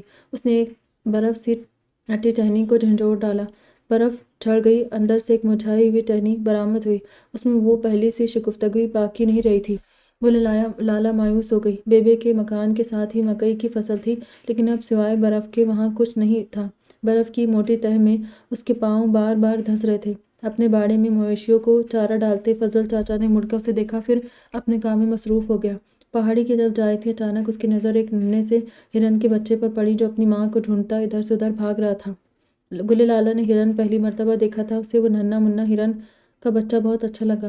وہ اسے پکڑنے کے لیے آگے بڑھی۔ ننھا ہرن کلانچے بھرتا ہوا پہاڑ کی جانب بڑھا۔ گل لالہ اس کے تعاقب میں کافی آگے نکل آئی۔ ہرن نے پہاڑی پر چڑھنا شروع کر دیا۔ گل لالہ نے بھی پہاڑی پر قدم رکھ دیا تھا۔ بسم اللہ ماں صدقے، میرا بچہ آ گیا۔ بے شاہ میر کو یوں اچانک سامنے دیکھ کر تو نہال ہو گئی۔ سلام بے۔ شاہ میر نے جھک کے ان کے پاؤں چھوئے۔ وعلیکم السلام، جیتا رہے۔ آج اچانک کیسے آ گئے؟ فون پر اطلاع ہی دے دیتے فضل بھائی کو، میں تمہاری پسند کا کھانا بنا لیتی۔ بے نے شاہ میر کے سر پر بوسہ دیتے ہوئے کہا۔ آفس کی گاڑی آ رہی تھی ادھر تو میں نے سوچا چکر لگاؤں۔ گل لالہ کہاں ہے؟ نظر نہیں آ رہی۔ میں یہ کچھ سامان لایا تھا اس کے لیے۔ وہ ہاتھ میں پکڑے شوپرز تخت پر رکھتے ہوئے متلاشی نظروں سے ادھر ادھر دیکھنے لگا۔ ابھی تو یہیں تھی، شاید ملالی اور شندانہ کے ساتھ کہیں گئی ہو۔ ان دونوں کو ٹیوشن پڑھاتی ہے روز، اس بہانے دل لگتا رہتا ہے اس کا۔ تم بیٹھو، میں تمہارے لیے کھانا لے کر آتی ہوں۔ وہ کچن کی طرف مڑی۔ نہیں بے، ابھی نہیں، میں رات کو ہی کھانا کھاؤں گا۔ آپ بیٹھے، میں ذرا گل لالہ کو دیکھ کے آتا ہوں۔ سیدھا احمد بھائی کے گھر کی طرف آیا۔ شندانہ ان کی بیٹی تھی۔ احمد بھائی بہت تپاک سے ملے۔ شندانہ تو گھر پر کھانا بنا رہی ہے، میں پوچھتا ہوں اس سے۔ وہ شندانہ کو آوازیں دینے لگے۔ جلد ہی وہ باہر آ گئی۔ شندانہ لالہ تمہارے ساتھ تھی؟ وہ پریشانی سے پوچھنے لگا۔ نہیں، آج تو ہم کہیں نہیں گئے، گل باجی تو اپنے گھر پر ہی تھی، ان کا دل نہیں چاہ رہا تھا کہیں جانے کو، تو میں اور ملالی واپس آ گئے۔ شندانہ کے جواب پر وہ الجھ گیا۔ لیکن بے تو کہہ رہی تھی وہ تم دونوں کے ساتھ گئی تھی۔ لالہ بھائی، بے اس وقت سوئی ہوئی تھی جب ہم واپس آئے تھے۔ گل باجی گھر پر ہی تھی۔ شاہ میر وہاں سے سیدھا ملالی کے گھر گیا، لیکن وہاں سے بھی یہی جواب ملا۔ اب اس کی پریشانی بڑھتی جاتی تھی۔ کیا وہ کچھ پتہ چلا اس کا؟ گھر آتے ہی بے انہیں پہلا سوال یہی کیا۔ شاہ میر نے نفی میں گردن ہلائی۔ بے آپ کو پتہ تھا لالہ کو یہاں کے راستوں کا زیادہ علم نہیں ہے، پھر کیوں اکیلے جانے دیا؟ وہ شدید غصے میں تھا۔ لالہ کو بغیر بتائے نہیں جانا چاہیے تھا۔ اگر اسے کوئی حادثہ پیش آ گیا تو؟ اسے وسوسے ستانے لگے۔ شاہ میر کمرے میں آ کر الماری سے پستول نکالنے لگا۔ بے اس کے پیچھے ہی چلی آئی۔ روز آتی جاتی تھی، اب میں اسے باندھ کے تو نہیں بٹھا سکتی۔ مجھے کیا پتہ تھا وہ احمد کے گھر کی بجائے کہیں اور چلی جائے گی۔ بے کو شاہ میر کا اس طرح انہیں مورد الزام ٹھہرانا قطعی اچھا نہ لگا۔ پتہ کرنا چاہیے تھا بے، میں یہاں اسے آپ کی ذمہ داری پر چھوڑ کے گیا تھا۔ اگر اسے کچھ ہو گیا تو میں یوسف چاچا کو کیا جواب دوں گا؟ اسے ٹارچ مل گئی تھی، وہ اب شال لپیٹ رہا تھا۔ خدا خیر کرے گا، گھبراؤ نہیں، یہیں کہیں ہوگی۔ تم نے پچھلی طرف دیکھا ہے جہاں فضل بھائی کی بکریاں کھڑی ہیں؟ اسے بکری کے بچے بہت اچھے لگتے ہیں، شاید وہی دیکھنے چلی گئی ہو۔ شاہ میر تیزی سے باہر نکل گیا۔ درختوں کی گھنی چھاؤں کی وجہ سے پہاڑی پر اندھیرا جلدی پھیل گیا تھا۔ ہرن کا بچہ بھاگتا ہوا دور نکل گیا تھا۔ اندھیرے کی وجہ سے لالہ کو واپسی کا صحیح راستہ سجھائی نہیں دے رہا تھا۔ اسے اب اپنی غلطی کا شدت سے احساس ہو رہا تھا۔ شام کے گہرے سائے پھیل رہے تھے اور وہ ایک سنسان پہاڑ پر اکیلی کھڑی تھی۔ وہ فیصلہ نہیں کر پا رہی تھی کیا کرے۔ تبھی اسے اپنے نام کی بازگشت سنائی دی۔ اسے لگا جیسے وہ شاہ میر کی آواز ہو۔ وہ تھوڑی دیر دم سادے اس آواز کو سننے کی کوشش کرنے لگی۔ جب کافی دیر تک کوئی آواز نہیں آئی تو وہ اپنا وہم سمجھنے لگی۔ شام ہوتے ہی وہاں جنگلی جانور نکل آتے ہیں۔ وہ سخت خوفزدہ تھی۔ وہ ڈر ڈر کے نیچے اترنے لگی۔ بہت احتیاط کرنے کے باوجود 2 مرتبہ گرتے گرتے بچی تھی۔ اس نے سہارے کے لیے ایک درخت کا تنے کو تھاما، تبھی اسے اپنے پیچھے کسی بھاری چیز کے گرنے کی آواز سنائی دی۔ اس میں اتنی ہمت نہیں تھی کہ پیچھے مڑ کر دیکھتی۔ اس نے بھاگنے کی کوشش کی، اسی کوشش میں اس کا پاؤں پھسلا تھا۔ خوف سے اس کی چیخ نکل گئی، لڑکھڑاتی تیزی سے نیچے کی طرف پھسلتی جا رہی تھی۔ گرنے سے پہلے اس نے آخری بار پھر اپنے نام کی بازگشت سنی تھی۔ سیدھا فضل چاچا کے گھر کی طرف آیا۔ اس کی بیوی مکان کے سامنے بنے مویشیوں کے چھپر میں بیٹھی حقہ پی رہی تھی۔ سردی سے بچنے کے لیے اس نے لکڑیوں کا الاؤ جلا رکھا تھا۔ سلام ماسی، آپ نے گل لالہ کو تو کہیں نہیں دیکھا؟ وہ جلت بولا۔ وعلیکم السلام۔ گل لالہ تو اس طرف گئی تھی۔ ماسی حلیمہ نے پہاڑ کی طرف ہاتھ کا اشارہ کیا۔ لیکن وہ تو کافی سویرے کی بات ہے، کیا وہ اب تک واپس نہیں آئی؟ شامر کے بدترین خدشوں کی تصدیق ہو چکی تھی۔ اس کی چھٹی حس پہلے ہی کہہ رہی تھی کہ وہ پہاڑ کی طرف گئی تھی۔ اس نے بہت پہلے لالہ کو کہتے سنا تھا، مجھے پہاڑ بہت اچھے لگتے ہیں، دل چاہتا ہے ان پر چڑھتی چلی جاؤں۔ شامر تیزی سے اس طرف بھاگا۔ گل لالہ کو آوازیں دیتا جا رہا تھا۔ اندھیرے میں اس کی آواز کی بازگشت پہاڑوں سے ٹکرا کر واپس آ گئی۔ اس پہاڑی کی جانب سے کسی کی آواز سنائی نہیں دی تھی۔ شامر نے ٹارچ کی روشنی دیکھا تو اسے 2 آنکھیں چمکتی دکھائی دی۔ یہ تیندوے کی آنکھیں تھی۔ شامر نے ہوائی فائر کیا۔ تیندوا فائر کی آواز سن کر بھاگ گیا تھا۔ شامر نے ٹارچ سے اس کے بھاگنے کی تصدیق کرنا چاہی، تبھی اسے ایک درخت کے تنے کے ساتھ سرخ رنگ کی ایک شال نظر آئی۔ شامر نے شال پہچان لی تھی۔ اس کا دل تیزی سے دھڑکنے لگا۔ یا اللہ اسے کچھ نہ ہوا ہو، وہ زندہ ہو اور اسے خراش تک نہ آئی ہو۔ وہ بے تابی سے دعائیں کرتا اس طرف بھاگنے لگا۔ تم گئی کس کی اجازت تھی وہاں؟ شامر دھاڑا۔ گل لالہ نے گھبرا کر بیبے کو دیکھا۔ شامر، اب تو جو ہو گیا سو ہو گیا، آئندہ ایسے نہیں ہو جائے گی۔ بیبے نے مفاہمتی انداز میں بات ختم کرنی چاہی۔ گل لالہ خود ہی بہت گھبرائی ہوئی تھی اس واقعے کے بعد۔ بیبے، آپ بیچ میں مت بولے۔ شامر نے ان کو مزید کچھ بھی کہنے سے روک دیا۔ تمہیں کچھ اندازہ ہے آج اگر میں وقت پر نہ پہنچ پاتا تو کیا ہو سکتا تھا تمہارے ساتھ؟ شامر نے لالہ کی آنکھوں میں آنکھیں گاڑ کر پوچھا۔ وہ اور سہم گئی۔ یہاں پر تم میری ذمہ داری ہو، اگر تمہیں کچھ ہو جاتا تو کیا جواب دیتا میں سر یوسف کو؟ وہ سخت لہجے میں بولا۔ وہ تو اسے صرف اپنی ذمہ داری کی فکر ہے، میری نہیں۔ دل خوش فہم جو تھوڑی دیر پہلے اس کی پریشانی دیکھ کے خوش ہوا تھا، اس کی خوش فہمی جاتی رہی۔ لالہ، میں تم سے بات کر رہا ہوں۔ وہ تم پر زور دے کر بولا۔ لالہ کی خاموشی اس کے غصے کو بڑھا رہی تھی۔ میں تو بس چہل قدمی کے لیے نکلی تھی، یہاں اکیلی بور ہو رہی تھی، پھر شامر نے اس کی بات بیچ میں کاٹ دی۔ اوہ، تو پھر بوریت اتری کچھ آپ کی، ورنہ ایک وزٹ اور کر لیں۔ شامر کے لہجے میں طنز کی آوازیں کاٹ تھی۔ ہتک سے گل لالہ کا چہرہ سرخ ہو گیا۔ پاؤں پھسلنے کے بعد اسے صرف اتنا یاد تھا، کسی سخت چیز سے ٹکرائی تھی اور پھر ایک فائر کی آواز سنی تھی۔ اسے آگے کچھ یاد نہیں تھا۔ شامر کب اور کیسے وہاں پہنچا اور کیسے اسے گھر تک اٹھا کر لایا، یہ سب اسے شامر کی زبانی معلوم ہوا تھا۔ سخت شرمندہ تھی، اپنی حرکت پہ خوفزدہ بھی۔ آج اگر شامر اتفاقیہ شہر سے نہ آتا تو وہ کسی جنگلی درندے کی خوراک بن چکی ہوتی۔ گل لالہ نے خوف سے جھرجھری لی۔ اس کی دائیں ٹانگ میں درد کی شدید لہر اٹھ رہی تھی۔ ڈاکٹر نے ابتدائی طبی امداد تو دے دی تھی، لیکن چیک اپ کروانا باقی تھا۔ شامر کو اس کی وجہ سے مزید رکنا پڑ گیا۔ اسے چھٹی نہیں مل رہی تھی، وہ سخت جھنجلایا ہوا تھا۔ ساری جھنجلاہٹ اس نے گل لالہ پہ نکالی تھی جو چپ چاپ سن رہی تھی۔ بیبے، آپ سوپ لے آئے اس کے لیے؟ دوائی کا ٹائم ہو گیا ہے، پہلے کچھ کھا لی پھر دوائی دیتا ہوں۔ پہلے سے کچھ دھیمے لہجے میں بیبے سے مخاطبہ بیبے سوپ لینے چلی گئی۔ شامر نے ایک نظر گل لالہ کے مرجھائے ہوئے چہرے پہ ڈال کر ٹھنڈی سانس بھری۔ لالہ کے دور جانے کے احساس نے اسے اندر تک ہلا کے رکھ دیا تھا۔ اسے احساس ہوا وہ لالہ کی محبت میں بری طرح گرفتار ہو چکا تھا۔ اسے بالآخر اپنے دل کے آگے ہار ماننی پڑی تھی۔ بیٹھ کی پائنتی کی طرف لالہ کے قریب ہی بیٹھ گیا۔ لالہ نے ڈر کے مارے آنکھیں موند لی۔ گل لالہ اپنے بستر پہ نیم دراز چائے پی رہی تھی۔ بیبے ابھی بھی وہاں سے گئی تھی، تبھی دروازے پر دستک ہوئی۔ آ جائے۔ لالہ کو یقین تھا شامر ہوگا۔ شامر کے دستک دینے کے مخصوص اسٹائل کو پہچانتی تھی۔ سنبھل کے بیٹھ گئی۔ شامر اندر داخل ہوا۔ اس کے ہاتھوں میں کچھ چھوپس تھے۔ یہ میں کچھ چیزیں لایا تھا تمہارے لیے، تم ٹھیک ہو جاؤ تو دیکھ لینا، اگر کچھ پسند نہ آئے تو میں چینج کروا دوں گا۔ شامر نے اس کے قریب شاپرز رکھ دیے۔ اس کی کیا ضرورت تھی؟ شرمندہ ہو گئی۔ گرم کپڑے ہیں، تمہیں ضرورت پڑے گی، میری طرف سے گفٹ سمجھ لو۔ پہلی بار مسکرایا تھا۔ گل لالہ اپنی نظریں اس کے چہرے سے ہٹا نہیں پائی۔ میں اسلام آباد واپس جا رہا ہوں، 15 دن بعد واپسی ہوگی، شامر نے اطلاع دی۔ گل لالہ کی آنکھوں میں مایوسی در آئی۔ آپ نے کہا تھا اس بار آئیں گے تو مجھے اسلام آباد لے کر جائیں گے، میں واپس گھر جانا چاہتی ہوں، یہاں میرا دل نہیں لگ رہا۔ وہ روحاں سی ہو گئی۔ میں نے یوسف صاحب سے بات کی تھی، اس بارے میں انہوں نے منع کر دیا ہے۔ سنجیدہ تھا۔ کیا؟ اسے جھٹکا لگا۔ آپ میری بات کروائیں ان سے، میں منا لوں گی، بے تابی سے بولی۔ اس وقت تو میں جلدی میں ہوں، فرسٹ کو آؤں گا تو بات کروا دوں گا۔ وہ گھڑی دیکھتے ہوئے عجلت میں بولا۔ باہر اس کی آفس کی گاڑی انتظار کر رہی تھی۔ آپ میرے لیے ایک سم لے آئے، میرا نمبر یہاں کام نہیں کر رہا۔ کچھ سوچ کر بولی۔ اوکے۔ سر ہلانے لگا۔ اللہ حافظ۔ شامر باہر نکل گیا۔ اللہ حافظ، لالہ نے دھیمی آواز میں جواب دیا۔ لالی، ایک بات پوچھوں؟ وہ اس وقت بچوں کو ٹیوشن پڑھا کر فارغ ہوئی تھی اور وہیں چارپائی پر تیٹھی لیٹ کر پہاڑوں پر گری برف کو بے دھیانی میں دیکھے جا رہی تھی۔ اس کی سوچ گزشتہ حالات اور واقعات کے گرد گھوم رہی تھی۔ ایسے میں بیبے کی آواز پر وہ چونک کر اٹھ بیٹھی۔ جی پوچھیے۔ اس نے ایک طرف کھسک کر بیبے کے لیے جگہ بنائی۔ تمہاری امی کب فوت ہوئی تھی اور انہیں کیا ہوا تھا؟ بیبے کا سوال اس کے لیے خاصا غیر متوقع تھا۔ بھلا بیبے کو اس کی ماں میں کیا دلچسپی ہو سکتی تھی؟ ان کی ڈیتھ ایک کار ایکسیڈنٹ میں ہوئی تھی۔ میں اس وقت اے لیولز میں تھی۔ آپ کو آج اچانک میری امی کیسے یاد آ گئی؟ خود کو پوچھنے سے نہ روک پائی۔ بس ایسے ہی خیال آ گیا۔ بیبی بات صاف ٹال گئی۔ اور تمہارے ننیال والے، تم ملتی ہو تو ہوگی ان سے؟ ایک اور غیر متوقع سوال۔ گلے لالہ ایک لمحے کو خاموش ہو گئی۔ اپنی فیملی کے بارے میں بتانے کے لیے اس کے پاس کچھ نہیں تھا۔ میرے ماں باپ نے پسند سے شادی کی تھی۔ دونوں کے گھر والے ان سے ناراض تھے۔ میں اپنے ننیال ددیال والوں میں سے کسی سے نہیں ملی۔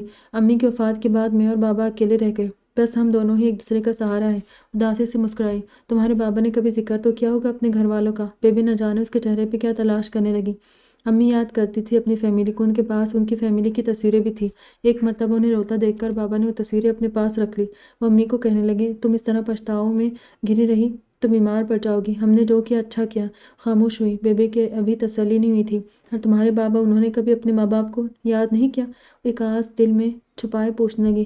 شاید تنہائی میں یاد کیا ہو، ہمارے سامنے کبھی ذکر نہیں کیا۔ کہتے تھے کہ انہوں نے جو فیصلہ کیا ٹھیک کیا۔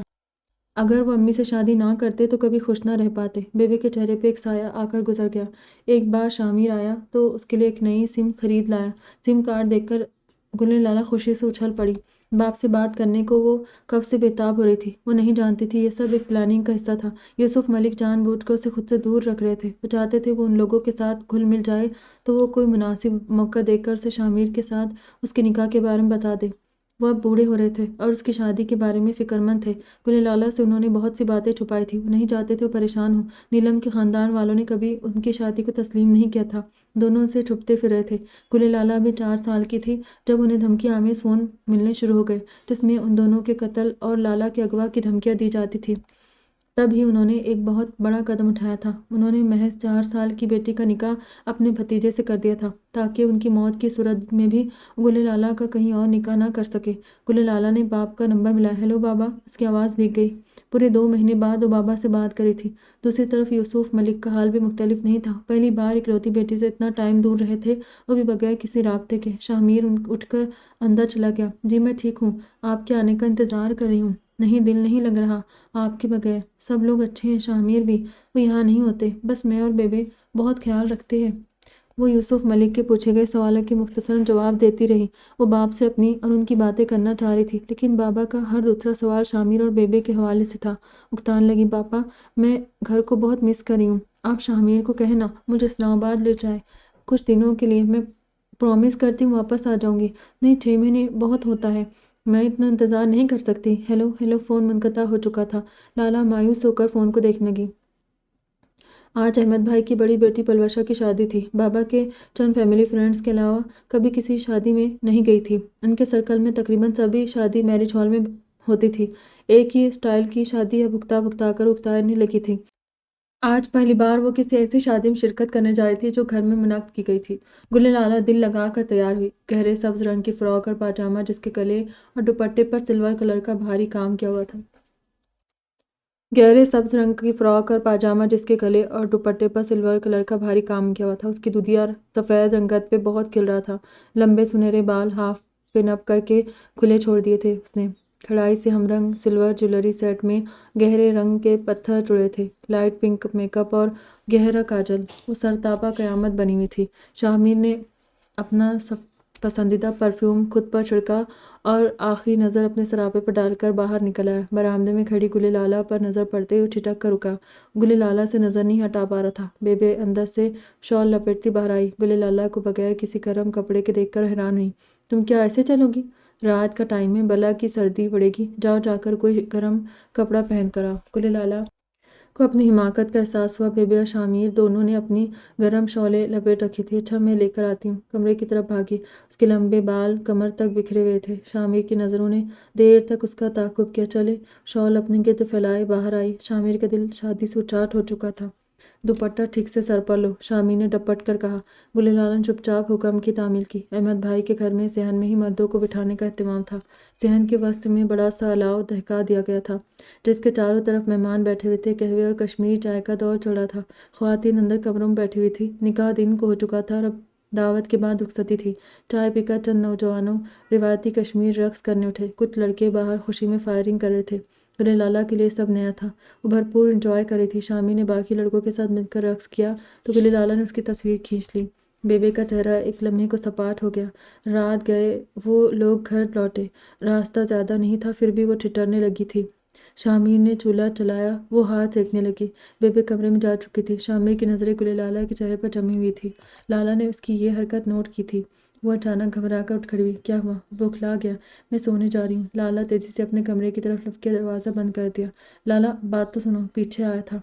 मुझे नींद आ रही है, आप कल बात कीजिएगा। लाला ने हरी झंडी दिखा दी। बेबे तख्त पर बैठी तस्बीह पढ़ रही थी। शामिर दरवाजे से दाखिल हुआ। पूरा घर खामोश था। बेबे की गोद में सर रखकर लेट गया। आज बच्चे नहीं आए ट्यूशन पढ़ने? इधर उधर देखते हुए बोला। उसकी निगाहें लाला को तलाश कर रही थी। बेबे ने कुछ पढ़कर उस पर फूंक मारी, फिर बोली, सफ़ीर के घर गई है पलवशा को तैयार करने। बेबे जानती थी वो बच्चों का क्यों पूछ रहा है। शामिर को गनीमत लगा जो बात करने वाला था। बेबे ने उसके लिए राह हमवार की। बेबे, अब आप चाचा यूसुफ से रुखसती की बात कर ले। कुछ झिझकते बोला, इतनी जल्दी? तुमने तो कहा था यूसुफ 1 साल तक रुखसती नहीं करेगा। चंबे से बोली, हाँ। उन्हें डर था लाला इतनी जल्दी ज़हनी तौर पर इस शादी को कबूल नहीं करेगी। तो क्या अब लाली को पता चल गया इस निकाह का? नहीं, लेकिन अगर पता चल भी गया तो ज़्यादा एतराज़ नहीं करेगी। यकीन से बोला। तुम इतने यकीन से कैसे कह सकते हो? वो एतराज़ नहीं करेगी। किसी गहरी सोच में गुम थी। चाचा खुद बात करेंगे तो इनकार नहीं करेगी। और वैसे भी उसके इनकार या इकरार से क्या फ़र्क पड़ता है? बीवी तो वो दोनों सूरत में मेरी रहेगी। जल्द या देर उसे इस हकीकत को तस्लीम करना पड़ेगा। ठोस लहजे में बोला। बेबी की निगाहें किसी गैर मरई नुक्ते पर मरकूज थीं। उन्होंने हुंकारा भरा और जल्दी जल्दी तस्बीह के दाने गिराने लगी।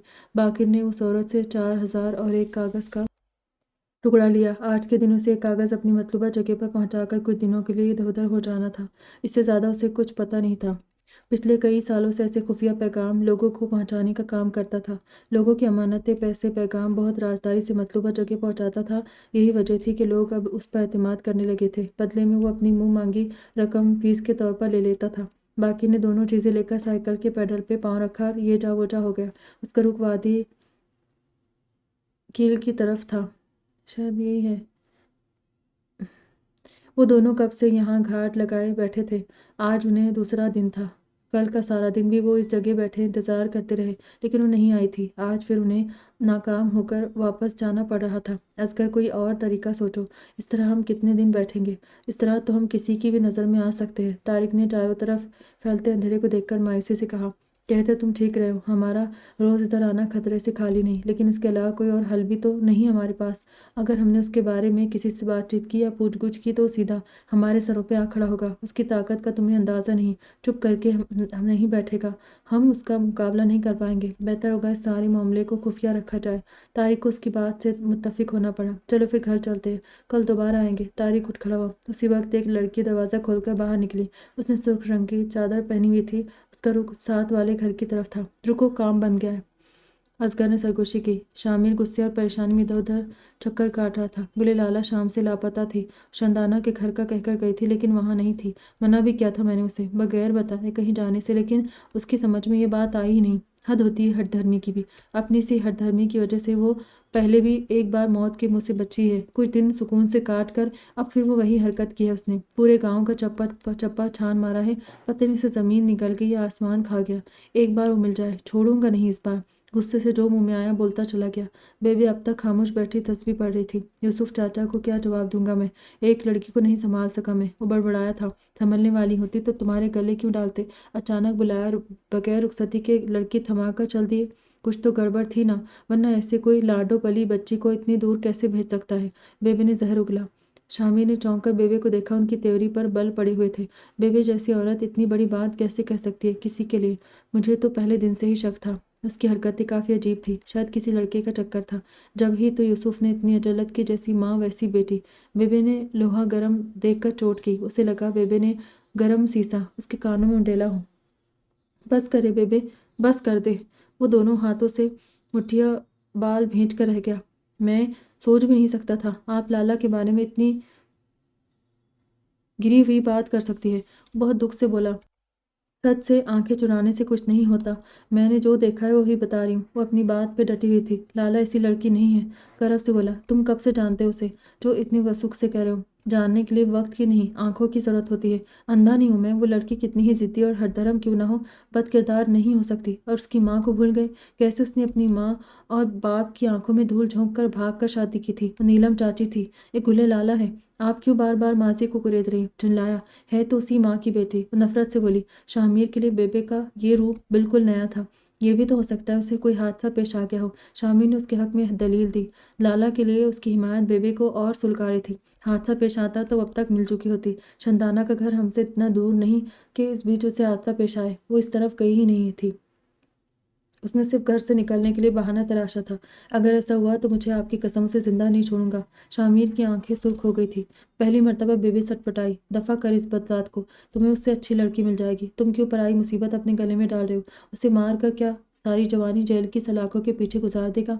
وہ اب بات کو سنبھالنا چاہ رہی تھی۔ نیلم کی خاطر اپنا شوہر کھو چکی تھی، اب اس کی بیٹی کے لیے اپنا اکلوتا بیٹا کھونا نہیں چاہتی تھی۔ بیوی ہے وہ میری، اور میں اتنا بے غیرت نہیں ہوں کہ ہاتھ پہ ہاتھ رکھ کے بیٹھ جاؤں۔ وہ اگر کسی پاتال میں بھی چھپی ہو تو اسے ڈھونڈ نکالوں گا وہاں سے۔ شاہ میر باہر چلا گیا۔ بیبی زرد چہرے کے ساتھ اس کی پشت کو دیکھتی رہ گئی۔ کون ہے یہ؟ کسے اٹھا لائے ہو؟ بی بی جان نے اصغر اور طارق سے پوچھا، جو کسی لڑکی کو اٹھا کر لا رہے تھے۔ لڑکی بے ہوش لگ رہی تھی۔ برتن دھوتی جنت کے ہاتھ رک گئے۔ اس نے پلٹ کر شوہر کو اور دیور کو دیکھا جو کسی لڑکی کو اٹھا کر کمرے کی طرف جا رہے تھے۔ بی بی جان ان کے پیچھے حواس باختہ سی پوچھے جا رہی تھی۔ ارے میں پوچھتی ہوں کون ہے یہ نوانی؟ کیوں لائے ہو اسے؟ اصغر، طارق، میں تم سے پوچھ رہی ہوں یہ سب کیا ہے؟ بی بی جان ان کے پیچھے ہی کمرے میں چلے آئی۔ کچھ نہیں ہے مورے، تم جاؤ یہاں سے۔ طارق نے جھڑک کر کہا، ہرگز نہیں جاؤں گی جب تک تم بتاؤ گے نہیں کہ یہ کون ہے اور اسے یہاں لانے کا تمہارا کیا مقصد ہے؟ غصے سے بولی۔ ان کے لہجے میں اتنی مضبوطی تھی کہ اصغر کو ہار ماننا پڑی۔ نیلم پھپھو کی بیٹی ہے یہ، یوسف کے گھر سے اٹھا کے لائے ہیں۔ طارق نے فاتحانہ انداز میں کہا۔ یا اللہ! بی بی جان لڑکھڑا گئی۔ دروازے میں کھڑی جنت نے انہیں بروقت تھام لیا۔ نیلم کی بیٹی؟ وہ یقینی سے اس بے ہوش پڑی لڑکی کا چہرہ دیکھنے لگی جو ہبہو نیلم کی جوانی کی تصویر تھی۔ بی بی جان نے لرزتے ہاتھوں سے اس کا چہرہ تھاما اور چومنے لگی۔ میری بچی! آنکھوں سے بہتا ہوا پانی ایک سیلِ رواں ان کے چہرے کی جھریوں میں جذب ہونے لگا۔ یہ بے ہوش کیوں ہے؟ اسے ہوش میں لاؤ، بی بی جان فکرمندی سے کہنے لگی۔ آ جائے گی ہوش میں کچھ دیر تک۔ آپ اس کا خیال رکھیے گا، اگر شور مچائے تو مجھے بلوا لیجیے گا۔ میں ساتھ والے کمرے میں ہوں، اور خبردار اگر کسی نے اسے ہمدردی میں آ کر بھگانے کی کوشش کی تو میں کسی کا لحاظ نہیں کروں گا۔ اصغر نے انگلی اٹھا کر دونوں کو تنبیہ کی۔ بی بی جان جائے نماز بچھا کر نماز پڑھنے لگی۔ آج بہت دنوں بعد وہ نیلم کو یاد کر کے روئی تھی، ورنہ روایتوں نے ان کی ممتا پہ بھی تالے لگا دیے تھے۔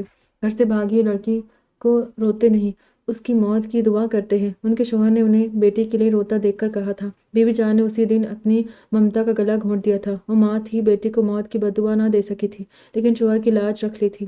آج اتنے عرصے بعد وہ نیلم کی بیٹی کو سامنے دیکھ کر ضبط کا دامن چھوڑ بیٹھی تھی۔ ساری روایتیں، سارے اصول ان کے آنسوؤں میں بہہ گئے تھے۔ آج وہ صرف ایک ماں تھی جو اپنی بیٹی کے بچھڑنے پر زاروں قطار رو رہی تھی۔ جنت بی بی نے لالا کے منہ پر پانی کے چھینٹے مارے۔ وہ ہوش میں آنے لگی۔ آنکھیں کھولتے ہی اس نے خود کو ایک انجان جگہ پر پایا۔ اٹھ بیٹھی، اس کا سر بھاری ہو رہا تھا۔ میں کہاں ہوں؟ وہ سامنے بیٹھی ہوئی عورت سے پوچھنے لگی۔ گھبراؤ نہیں، تم محفوظ جگہ پر ہو، اسے بھی اپنا گھر سمجھو۔ جنت بی بی نے مسکرا کر کہا، آپ کون ہیں؟ مجھے یہاں کیوں لے کر آئے ہیں؟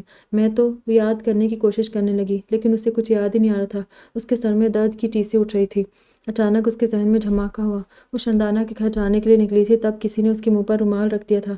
وہ اغوا ہو چکی تھی، لیکن کیوں اور کس نے اسے اغوا کیا تھا؟ شدید خوف زدہ تھی۔ میں جنت ہوں، اصغر کی بیوی۔ تم نیلم پھپھو کی بیٹی ہو؟ وہ تصدیق چاہنے لگی۔ کون اصغر؟ اور تم میری امی کو کیسے جانتی ہو؟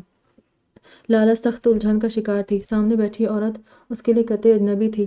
اصغر نیلم پھپھو کا بھتیجا ہے۔ تم اس وقت اپنے ننیال میں ہو۔ میرا ننیال؟ وہ ششدر رہ گئی۔ لیکن مجھے یہاں کیوں لایا گیا ہے؟ پریشان ہو گئی۔ خطرے کی گھنٹیاں اسے آس پاس سنائی دے رہی تھی۔ اپنی عزت کا بدلہ لینے کے لیے، جنت نے آہستہ آواز میں کہا۔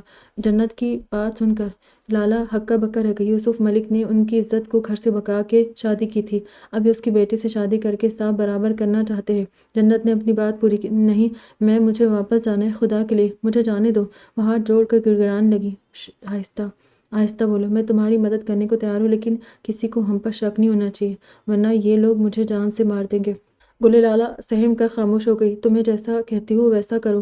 فی الحال ان لوگوں کو یہ تاثر دو کہ تم اپنے ننیال والوں سے مل کر بہت خوش ہو، انہیں شک نہیں ہونا چاہیے تم پر، ورنہ یہ تمہاری زندگی عذاب بنا دیں گے۔ جنت سمجھانے لگی۔ تم مجھے کسی طرح شاہ میر کے گھر تک پہنچا دو، لالا نے ملتجانہ انداز میں درخواست کی، تاکہ بیبے صاف صاف عسکر کو میرا نام بتا دے اور وہ مجھے جان سے مار دے۔ جنت کے لہجے میں طنز چھپا ہوا تھا۔ کیا مطلب بیبے ایسا کیوں کرے گی؟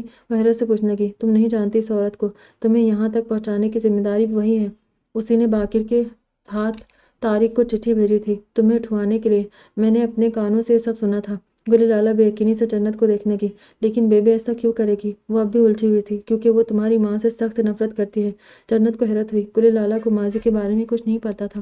بیبے کا میکا اسی گاؤں میں ہے، وہ اکثر یہاں آتی جاتی تھی۔ شادی کے 10-12 سال تک اولاد نہ ہونے کی وجہ سے انہوں نے اپنے دیور کو بیٹے کی طرح پالا تھا۔ یوسف شہر سے پڑھ کر واپس آیا تھا۔ بیبے کی بھانجے کی شادی میں یہاں آیا تھا۔ شادی کے دوران ہی اس نے نیلم پھپھو کو دیکھا تھا۔ وہ دونوں ایک دوسرے کو دل دے بیٹھے تھے۔ یوسف نے نیلم کے گھر رشتہ لے جانے کی ضد پکڑ لی تھی۔ بیبے اپنی بھتیجی کے لیے بات کر چکی تھی۔ انہیں کسی صورت یہ رشتہ منظور نہ تھا۔ انہوں نے یوسف سے وعدہ کر لیا کہ وہ نیلم کا ہاتھ مانگنے ضرور جائے گی۔ یہاں آ کر انہوں نے پہلے تو دبے دبے لفظوں میں بی بی جان کو نیلم اور یوسف کی پسندیدگی جتائی، پھر یوسف اور اپنی بھتیجے کے رشتے کا ذکر کیا، آخر میں بڑی بیزاری سے رشتے کی بات کی۔ بی بی جان کو بہت غصہ آیا۔ انہوں نے بیبے کو یہ کہہ کر منع کر دیا کہ وہ ذات برادری سے باہر رشتہ نہیں کرے گی۔ ان کے جانے کے بعد بی بی جان نے نیلم کو بہت برا بھلا کہا۔ وہ روتی رہی لیکن اپنی بے گناہی ثابت نہ کر پائی۔ بی بی جان نے دن رات تانے دے دے کر اس کی زندگی اجیرن کر دی، اور ادھر یوسف کو پتہ چلا تو تڑپ اٹھا۔ دونوں ایک دوسرے کے بغیر جینے کا تصور بھی نہیں کر سکتے تھے۔ بی بی جان نے آنن فانن نیلم پھپھو کی شادی اپنے بھانجے سے طے کر دی۔ شادی میں ابھی 15 دن تھے جب ایک رات نیلم پھپھو یوسف کے ساتھ بھاگ گئی۔ دونوں گھروں پر قیامت ٹوٹ پڑی۔ گل شیر چاچا جنت کا سسر نے یوسف کا بدلہ اس کے بھائی کو قتل کر کے لیا۔ یوں بیبے کی سازش خود ان کی سزا بن گئی۔ گل شیر چاچا کو پھانسی لگ گئی۔ گل لالہ ساکن بیٹھی یہ سب سن رہی تھی۔ اتنا بہت کچھ بابا نے اتنا عرصہ مجھ سے چھپائے رکھا۔ اتنا سب کچھ ہو جانے کے بعد بھی بابا نے مجھے پھر اس جگہ بھیج دیا۔ کیا وہ بیبے کی اصلیت سے واقف نہیں تھے؟ انہیں تو پتہ بھی نہیں ہوگا بیبے کی نفرت کا، جس آگ نے اتنے سال پہلے ان کو اپنی لپیٹ میں لے لیا تھا، آج وہی آگ ان کی بیٹی کے دامن کو جھلسا رہی تھی۔ بیبے کی نفرت خود ان کی بربادی کا سبب بن گئی، لیکن انہوں نے کوئی سبق نہیں سیکھا۔ وہ پھر سے وہی کچھ دہرا رہی ہے۔ اصغر نے جنت کو بلایا تو وہ اسے خاموش رہنے کی تلقین کرتی باہر نکل گئی اور باہر سے کنڈی لگا دی۔ اور شامیر، کیا شامیر کو یہ سب پتہ ہے؟ ایک نئے سوال نے سر اٹھایا۔ گل لالہ نے اپنا سر دیوار سے ٹکا دیا۔ علاقے کا کوئی حصہ ایسا نہیں تھا جہاں اس نے گل لالہ کو تلاش نہ کیا ہو۔ ایک ایک گھر، کھیت، باغات، پہاڑ، بازار، کوئی ایسی جگہ نہیں تھی جو اس نے چھوڑ ہی دی ہو۔ علاقے کے ایک ایک شخص، بچے، بڑے، بوڑھے، سب سے پوچھ لیا، لیکن لالہ تو ایسے غائب ہوئی تھی جیسے اسے زمین نگل گئی ہو۔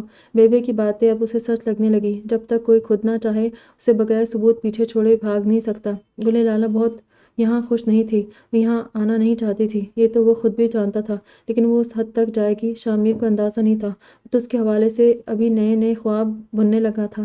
لاکھ کوشش کے باوجود وہ خود کو لالہ سے محبت کرنے سے روک نہیں پایا تھا۔ وہ نہیں جانتا تھا جس گریز کو وہ شرم و حیا سمجھ رہا تھا، اس کے پیچھے ایک اندیکھی قیامت چھپی تھی۔ شاہ میر کی کنپٹیاں سلگنے لگی تھی۔ وہ لالہ کو تلاش کرنے میں بری طرح ناکام رہا تھا۔ تب اسے حاشر کا خیال آیا۔ وہ انٹیلیجنس میں تھا، شاہ میر سے اس کی گہری دوستی تھی۔ ڈھونڈ لوں گا تمہیں میں، چاہے تم زمین کی کسی تہہ میں چھپی ہو یا آسمان کی وسط میں، لیکن اس کے بعد جو میں تمہارے ساتھ کروں گا اس کا تم نے کبھی تصور بھی نہ کیا ہوگا۔ شاہ میر فنکارنے لگا تھا۔ کل تک جس دل میں گل لالہ کی محبت کی کونپلیں پھوٹ رہی تھی، آج اس کے خلاف نفرت کی آگ بھڑک رہی تھی۔ شاہ میر مایوس ہو کر لوٹ رہا تھا جب ایک بچے نے اس کا ہاتھ پکڑ کر ہلایا۔ بھائی جان، آپ کو وہ انکل بلا رہے۔ بچے نے ایک دکاندار کی طرف اشارہ کیا۔ دکاندار شاید ابھی آ کر بیٹھا تھا۔ شاہ میر کو تھوڑی دیر پہلے تک نظر نہیں آیا تھا۔ شاہ میر کچھ سوچتا اس کی طرف آیا۔ آپ کسی کو تلاش کر رہے؟ میں کافی دیر سے آپ کو دیکھ رہا ہوں، دکاندار نے مصافحہ کرتے کہا۔ ہاں، ایک لڑکی ہے۔ شاہ میر نے اس دن کا گل لالہ کا حلیہ اسے بتایا۔ دکاندار نفی میں سلاتا رہا، پھر ایک دم سے بولا، ایک گاڑی کل شام یہاں سے گزری تھی، اپنے علاقے کی نہیں لگ رہی تھی، ادھر کیل کی طرف سے آئی تھی اور اسی طرف واپس چلی گئی۔ شاہ میر کے ذہن میں جھمکا ہوا، گاڑی آئی تھی کب؟ آپ مجھے اس کے آنے اور جانے کا وقت بتا سکتے ہیں؟ شاہ میر نے بےتابی سے پوچھا۔ ہاں، تقریباً صبح 11 بجے کے قریب ادھر گاؤں کی طرف مڑتے دیکھی تھی۔ اب مغرب کے وقت واپس تھی، لیکن اس میں مجھے کوئی لڑکی نہیں نظر آئی، صرف 2 مرد ہی تھے۔ یہ وہی وقت تھا جب لالہ غائب ہوئی تھی۔ آپ ان مردوں کو جانتے ہیں، دیکھنے پر پہچان سکتے ہیں؟ شاہ میر نے ایک امید سے پوچھا۔ اسے لگ رہا تھا اس گاڑی کا گل لالہ کے غائب ہونے سے کوئی نہ کوئی تعلق ضرور تھا۔ جانتا تو نہیں لیکن پہچان ضرور لوں گا۔ بازار کی وجہ سے ادھر گاڑیاں بہت آہستہ چل رہی تھی، میں نے ان کے چہرے اچھی طرح دیکھ لیے تھے۔ دکاندار بتاتا رہ جایا تھا۔ شامر نے حاشر کا نمبر ملایا۔ ہیلو حاشر، مجھے تمہاری کچھ مدد کی ضرورت ہے۔ دکاندار اسے فون پہ باتیں کرتا دیکھ کر چیزوں کے ڈبے ترتیب سے رکھنے لگا۔ شامر اسے پھر ملنے کا اشارہ کرتا دکان سے اتر آیا۔ اصغر کمرے کا دروازہ بند کرتی جنت بی بی کو مسلسل گھورے جا رہا تھا۔ جنت شوہر کے اس طرح گھورنے سے گھبرا گئی۔ آپ نے بلایا؟ خود کو لاپرواہ ظاہر کرتے ہوئے پوچھنے لگی۔ تم ادھر اتنی دیر سے گھسی کیا کھچڑی پکا رہی تھی؟ اصغر نے سیدھا اس کی آنکھوں میں آنکھیں گاڑ کر پوچھا۔ ایک لمحے کو جنت گڑبڑا گئی۔ کہیں اصغر نے کچھ سن تو نہیں لیا؟ میں کیوں کوئی کھچڑی پکاؤں گی؟ جنت نے خود کو مصروف ظاہر کرنے کے لیے بیٹے کو اٹھا کر ایک طرف سلایا جو نیند میں چارپائی کے بیچ میں لڑک آیا تھا، اور اپنے لیے جگہ بنائی۔ میں تو بس اسے ہوش میں لانے کی کوشش کر رہی تھی۔ کچھ اونچ نیچ ہو گئی تو بات تمہارے گلے پڑ سکتی ہے۔ یوسف کا بھتیجا فوج میں ہے، چپ کر کے نہیں بیٹھے گا۔ جنت بیوی نے ڈھکے چھپے لفظوں میں شوہر کو دھمکایا۔ تمہاری زبان کچھ زیادہ چلنے لگی ہے، لگام دو اسے ورنہ گدی سے کھینچ لوں گا۔ اصغر طیش میں آ کر بولا۔ میری ایک بات کان کھول کر سن لو۔ اصغر نے جنت بیوی کا منہ اس زور سے پکڑا کہ اس کی آنکھیں پانی سے بھرنے لگی۔ اگر مجھے کسی بغاوت کی بو آئی تو سب سے پہلے تمہیں جان سے ماروں گا، پھر کسی اور کو۔ اصغر کے لہجے میں چٹانوں کی سی سختی تھی۔ جنت کی روح بھی کانپ اٹھی۔ اصغر ایک زہریلی مسکراہٹ اس کی طرف اچھالتا باہر چلا گیا۔ جنت نے سر تک رضائی تان لی۔ زندگی اور موت اللہ کے ہاتھ میں ہے، میں گل لالہ کو اس مشکل وقت میں اکیلا نہیں چھوڑ سکتی۔ جنت کا حوصلہ بلند تھا۔ یہ سب کیا ہے؟ گل لالہ حیران سے سامنے رکھی روسی جوڑے اور دوسری چیزوں کو دیکھنے لگی۔ اسے اب حقیقی معنوں میں حالات کی سنگینی کا احساس ہو رہا تھا۔ تو سوچ رہی تھی شامر اسے جلد ہی چھڑا لے گا، لیکن یہ محض اس کی خوش فہمی نکلی۔ دوسرے دن کا ڈوبتا سورج اس کی آس اور امید بھی ختم کر رہا تھا۔ گل لالہ کی آنکھوں میں خوف کے سائے لہرانے لگے۔ سامنے کھڑے شخص کی آنکھوں میں نفرت اور انتقام کے علاوہ کوئی جذبہ نہ تھا۔ تمہاری شادی کا جوڑا ہے، کل ہمارا نکاح ہے۔ میں یہ شادی صرف انتقام لینے کے لیے کر رہا تھا، لیکن تمہیں دیکھنے کے بعد مجھے تم سے سچ مچ محبت ہو گئی ہے۔ تم دیکھنا، میں تمہیں اتنی محبت دوں گا کہ دنیا رشک کرے گی تم پہ۔ وہ گل لالہ کو گہری نظروں سے گھورتا خباثت سے بولا۔ گل لالہ کو خوف سے اپنی ریڑھ کی ہڈی میں سنسناہٹ ہوتی محسوس ہوئی۔ وہ طارق کو کوئی منہ توڑ جواب دینا چاہتی تھی، لیکن اسے جنت کی ہدایت یاد آئی۔ اس نے بمشکل خود کو کچھ بھی کہنے سے روکا۔ مجھے سوچنے کے لیے تھوڑا وقت چاہیے، وہ جھجکتے بولی۔ اسے ڈر تھا طارق مشتعل نہ ہو جائے۔ سوچ لو، آج کی پوری رات تمہارے پاس ہے، لیکن میں تمہیں زیادہ ٹائم نہیں دے سکتا۔ وہ تمہارا آفیسر چچا زاد کسی بھی وقت پہنچ سکتا ہے۔ اس کے آنے سے پہلے ہمارا نکاح ہو جانا چاہیے تاکہ وہ تمہیں اپنے ساتھ نہ لے جا سکے۔ ایک بات اور یاد رکھنا، اسے دیکھ کر ڈر مت جانا، صاف صاف کہنا تم اپنی مرضی سے یہاں آئی ہو۔ طارق ایسے کہہ رہا تھا جیسے لالہ سچ مچ اس کے ساتھ بھاگ کر آئی ہو۔ کل شام 4 بجے ہمارا نکاح ہے، اس کے بعد تم جتنا ٹائم چاہو مجھ سے لے لو، میں زبردستی نہیں کروں گا۔ کمال فراق دلی سے بولا۔ لالہ کے تن بدن میں آگ لگ گئی۔ کوئی اور وقت ہوتا تو وہ اس کا منہ توڑ دیتی، لیکن اس وقت اسے یہاں سے بھاگنے کا راستہ سوچنا تھا۔ اس کے پاس 24 گھنٹے سے بھی کم وقت تھا۔ طارق سے شادی کی صورت میں وہ ایسی دلدل میں پھنس جاتی جہاں سے نکلنا ناممکن تھا۔ تمہیں کچھ اور چاہیے تو بتاؤ، طارق نے چلتے ہوئے پوچھا۔ لالہ کو بے ساختہ شامر یاد آ گیا۔ ہر بار کہیں جاتے وہ گل لالہ سے پوچھنا نہیں بھولتا تھا، اور بہت دھیان سے اس کی ضرورت کی ایک ایک چیز لے کر آتا تھا جسے وہ اس پہ بہت حق رکھتی ہو، لیکن دوبارہ جھجکنے کے بعد بھی وہ بہت استحقاق سے چیزیں منگواتی تھی۔ نہیں، کچھ نہیں چاہیے۔ جنت بھابھی کو کہیں مجھے ایک کپ چائے لا دے، وہ آنسوں کا گولہ نکلتے بولی۔ طارق تو اس اپنائیت پر نہال ہو گیا۔ گل لالہ بے چینی سے کمرے میں ٹہلتے جنت کا انتظار کرنے لگی۔ خوف سے اس کے پیٹ میں گرہیں پڑنے لگی۔ گھر میں عورتوں کا ہجوم اکٹھا تھا۔ باہر سے ہلکی ہلکی ڈھولک کی تاپ سنائی دے رہی تھی۔ گل لالہ روسی لباس پہنے شدت سے کسی کے آنے کی منتظر تھی۔ اس کے پاس ایک آخری امید تھی۔ جنت بی بی ابھی بھی اسے تیار کر کے گئی تھی۔ اس کا دل تیزی سے دھڑک رہا تھا۔ اگر طارق نے اس کی بات کا یقین نہ کیا تو اس نے جھرجھری لی۔ طارق جیسے جاہل شخص کے ساتھ شادی سے بہتر تھا وہ موت کو گلے لگا لیتی۔ شامر اب تک خاموش کیوں تھا؟ اس نے گل لالہ کو ڈھونڈنے کی کوشش کیوں نہیں کی؟ ایسے بہت سے سوال تھے جن کے جواب اس کے پاس نہیں تھے۔ کیا وہ بھی بیبے کے ساتھ اس سازش میں شامل تھا؟ کیا وہ جان بوجھ کر اسے ڈھونڈنے نہیں آیا؟ ہزاروں وہمیں تھے جو لالہ کو ڈس رہے تھے۔ اس کی آنکھیں دھندلانے لگیں۔ سارے زمانے کی ستم ظریفی ایک طرف، لیکن جن کو چاہا جاتا ہے، جن سے امیدیں وابستہ ہوتی ہے، ان کی ذرا سی بے رخی بھی گھائل کر دیتی ہے۔ دروازہ کھلنے پر طارق اندر آیا۔ جنت بی بی بھی ساتھ تھی۔ گل لالہ نے لب کاٹتے جنت کی طرف دیکھا۔ جنت نے آنکھوں کے اشارے سے تسلی دی۔ طارق اس کے بولنے کا منتظر کھڑا تھا۔ باہر نکاح شروع ہونے والا تھا۔ لالہ جلدی بولو، کیا کہنا ہے؟ باہر سب میرا انتظار کر رہے ہیں۔ طارق عجلت میں دکھائی دے رہا تھا، سخت گھبرایا ہوا تھا کہ کہیں علاقے کا ہی کوئی شخص شامر کو مخبری نہ کر دے۔ اس کے آنے سے پہلے وہ گل لالہ کو نکاح کے بندھن میں باندھ دینا چاہتا تھا۔ مجھے یہ کہنا تھا کہ وہ اٹک گئی۔ اس کا لہجہ لڑکھڑا گیا۔ میں یہ شادی نہیں کر سکتی۔ اس نے ڈرتے ڈرتے اپنا جملہ پورا کیا۔ طارق کا حلق تک کڑوا ہو گیا تھا۔ شادی کا جوڑا پہنے سجی سنوری دلہن کے منہ سے یہ الفاظ سننا کتنا اذیت ناک کام تھا، اسے آج پتہ چلا تھا۔ وہ جی بھر کے بدمزہ ہوا تھا۔ اب اس بات کا ٹائم نہیں بچا کہ تم شادی کرنا چاہتی ہو یا نہیں، باہر لوگ جمع ہیں، نکاح شروع ہونے والا ہے، تمہارے لیے بہتر یہی ہے کہ ہنسی خوشی تیار ہو جاؤ، شادی تو تم سے میں کر کے رہوں گا، لیکن اگر تم ایسی باتیں کرو گی تو میرے دل سے اتر جاؤ گی، پھر تمہاری جگہ ہمیشہ کے لیے میرے قدموں میں ہوگی۔ اپنے ہاتھوں سے اپنی زندگی برباد مت کرو، جو ہو رہا ہے اسے ہونے دو۔ طارق کا لہجہ سرد تھا۔ مجھے آپ سے شادی پر اعتراض نہیں، لیکن کیا؟ طارق نے تیوری پہ بل ڈال کر پوچھا۔ اس کے لیے مجھے پہلے شامیر سے طلاق لینی ہوگی۔ گلے لالا نے اپنے مضبوط لہجے میں جھوٹ بولا کہ اسے خود بھی یقین نہیں آ رہا تھا۔ طارق بے یقینی سے اسے دیکھ رہا تھا۔ اسے گلے لالا کی بات کا یقین نہیں تھا۔ میرا شامیر سے نکاح ہو چکا ہے، میرا ضمن نہیں تھی، یہ سراسر بابا کا ایک طرفہ فیصلہ تھا، میرے پاس سوائے سر جھکانے کے اور کوئی چارہ نہیں تھا۔ میں اس سے طلاق لینا چاہتی ہوں، تم میری مدد کرو۔ بڑی روانی سے جھوٹ پہ جھوٹ بولے جائے تھی۔ طارق سخت الجھن میں مبتلا تھا، وہ گلے لالا کی بات پہ یقین کرے یا نہ کرے۔ تمہارے پاس کیا ثبوت ہے؟ طارق کو اب بھی شک تھا کہ وہ جھوٹ بول رہی ہے۔ ثبوت دینے کے لیے مجھے تھوڑا وقت چاہیے، وہ ہمت جمع کر کے بولی۔ بہت چالاک سمجھتی ہو تم خود کو، تمہیں کیا لگتا ہے تم مجھے بیوقوف بنا کر بھاگ جاؤ گی؟ میں نے تمہیں کہا تھا اپنی زندگی کو زہر مت بناؤ، جتنا جلدی مان جاؤ گی اتنا تمہارے حق میں بہتر ہوگا۔ وہ تیزی سے باہر نکل گیا۔ گلے لالا کا چہرہ زرد پڑ گیا، وہ زمین پر بیٹھتی چلی گئی۔ باہر اچانک ہی شور اٹھا تھا۔ اس سے پہلے کہ کچھ پتہ چلتا اندرونی دروازے زور سے دھڑدھڑانے لگا۔ ڈھولک کی آواز بند ہو چکی تھی۔ ایک لمحے کو پورے ماحول پر سناٹا چھا گیا۔ طارق کو خطرے کی آہٹ محسوس ہوئی تھی۔ اس نے دھڑکتے دل کے ساتھ دروازہ کھولا تو شامیر سے دھکا دے کر اندر داخل ہوا۔ گرفتار کر لو اسے، اس کے لہجے سے اشتعال ٹپک رہا تھا۔ اس کے پیچھے پولیس اہلکاروں کو اندر داخل ہوتا دیکھ کر طارق گھبرایا۔ یہ تم اچھا نہیں کر رہے۔ شامیر نے زوردار تھپڑ اس کے منہ پر مارا۔ پولیس اہلکار اسے گھسیٹتے باہر لے گئے۔ عورتوں میں افراتفری پھیل گئی، سب اپنے اپنے گھروں کو بھاگے۔ شامیر نے دھکے سے کمرے کا دروازہ کھولا۔ گلے لالا گھبرا کر اٹھ کھڑی ہوئی۔ شامیر کو دیکھ کر اس کی جان میں جان آئی۔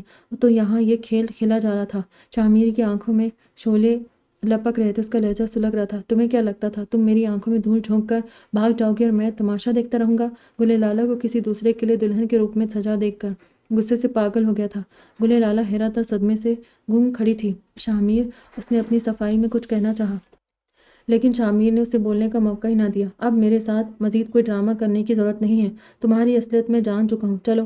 شامیر نے بڑی درستگی کے ساتھ اس کا ہاتھ پکڑا اور کھینچتا ہوا باہر لے گیا۔ شامیر، پلیز میری بات سنیں۔ وہ درد سے مچلنے لگی۔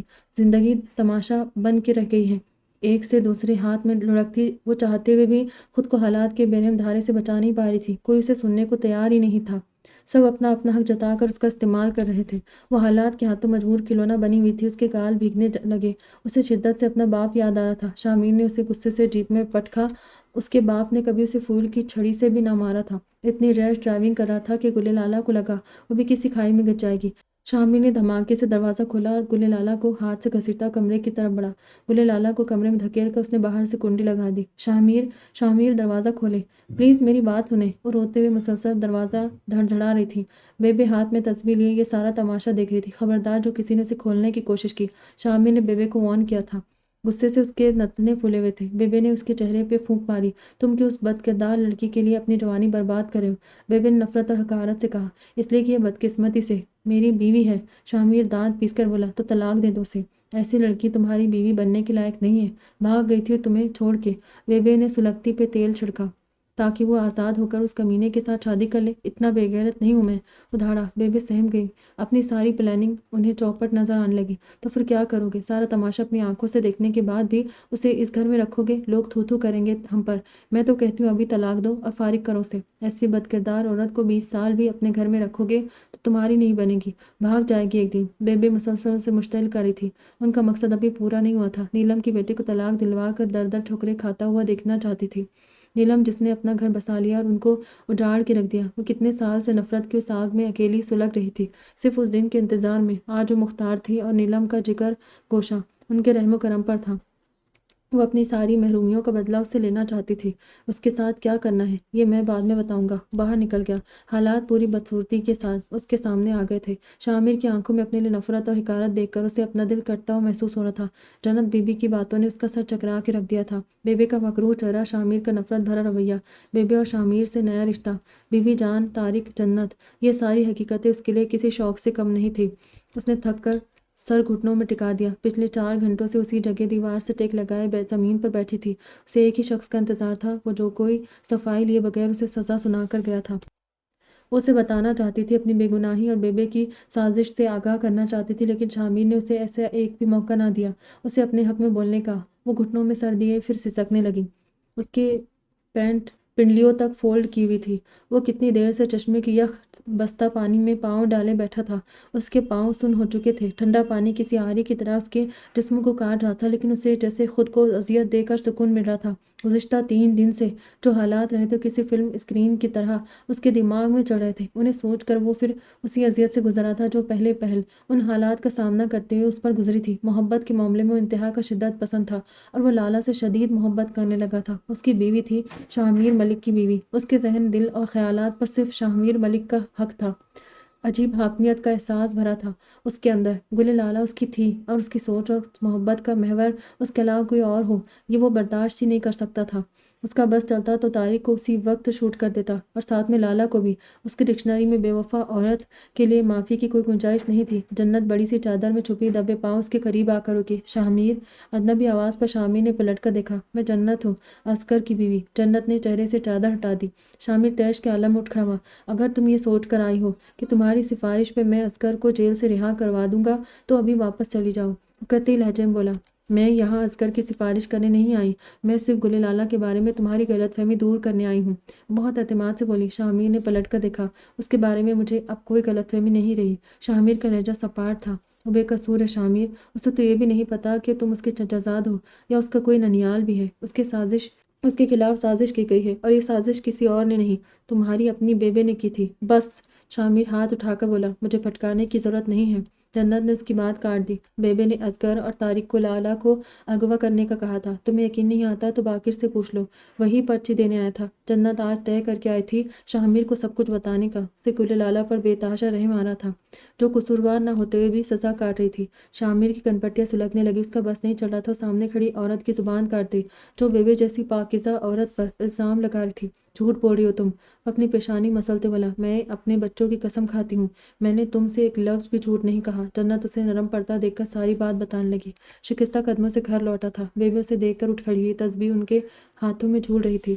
شامیر، کہاں تھے تم سارا دن؟ کچھ بتا کے بھی نہیں گئے؟ کتنے وہم ستاتے رہے مجھے۔ شامیر بغیر کچھ کہے چلتا رہا۔ بیبی اس کے پیچھے پیچھے بولتی ہوئی آ رہی تھی۔ اس نے رک کر ایک نظر بیبی کے چہرے پر ڈالی۔ کتنا مان تھا اسے اس چہرے پر۔ اس پاکیزہ چہرے کے پیچھے اتنا گھناؤنا کردار ہوگا وہ سوچ بھی نہیں سکتا تھا۔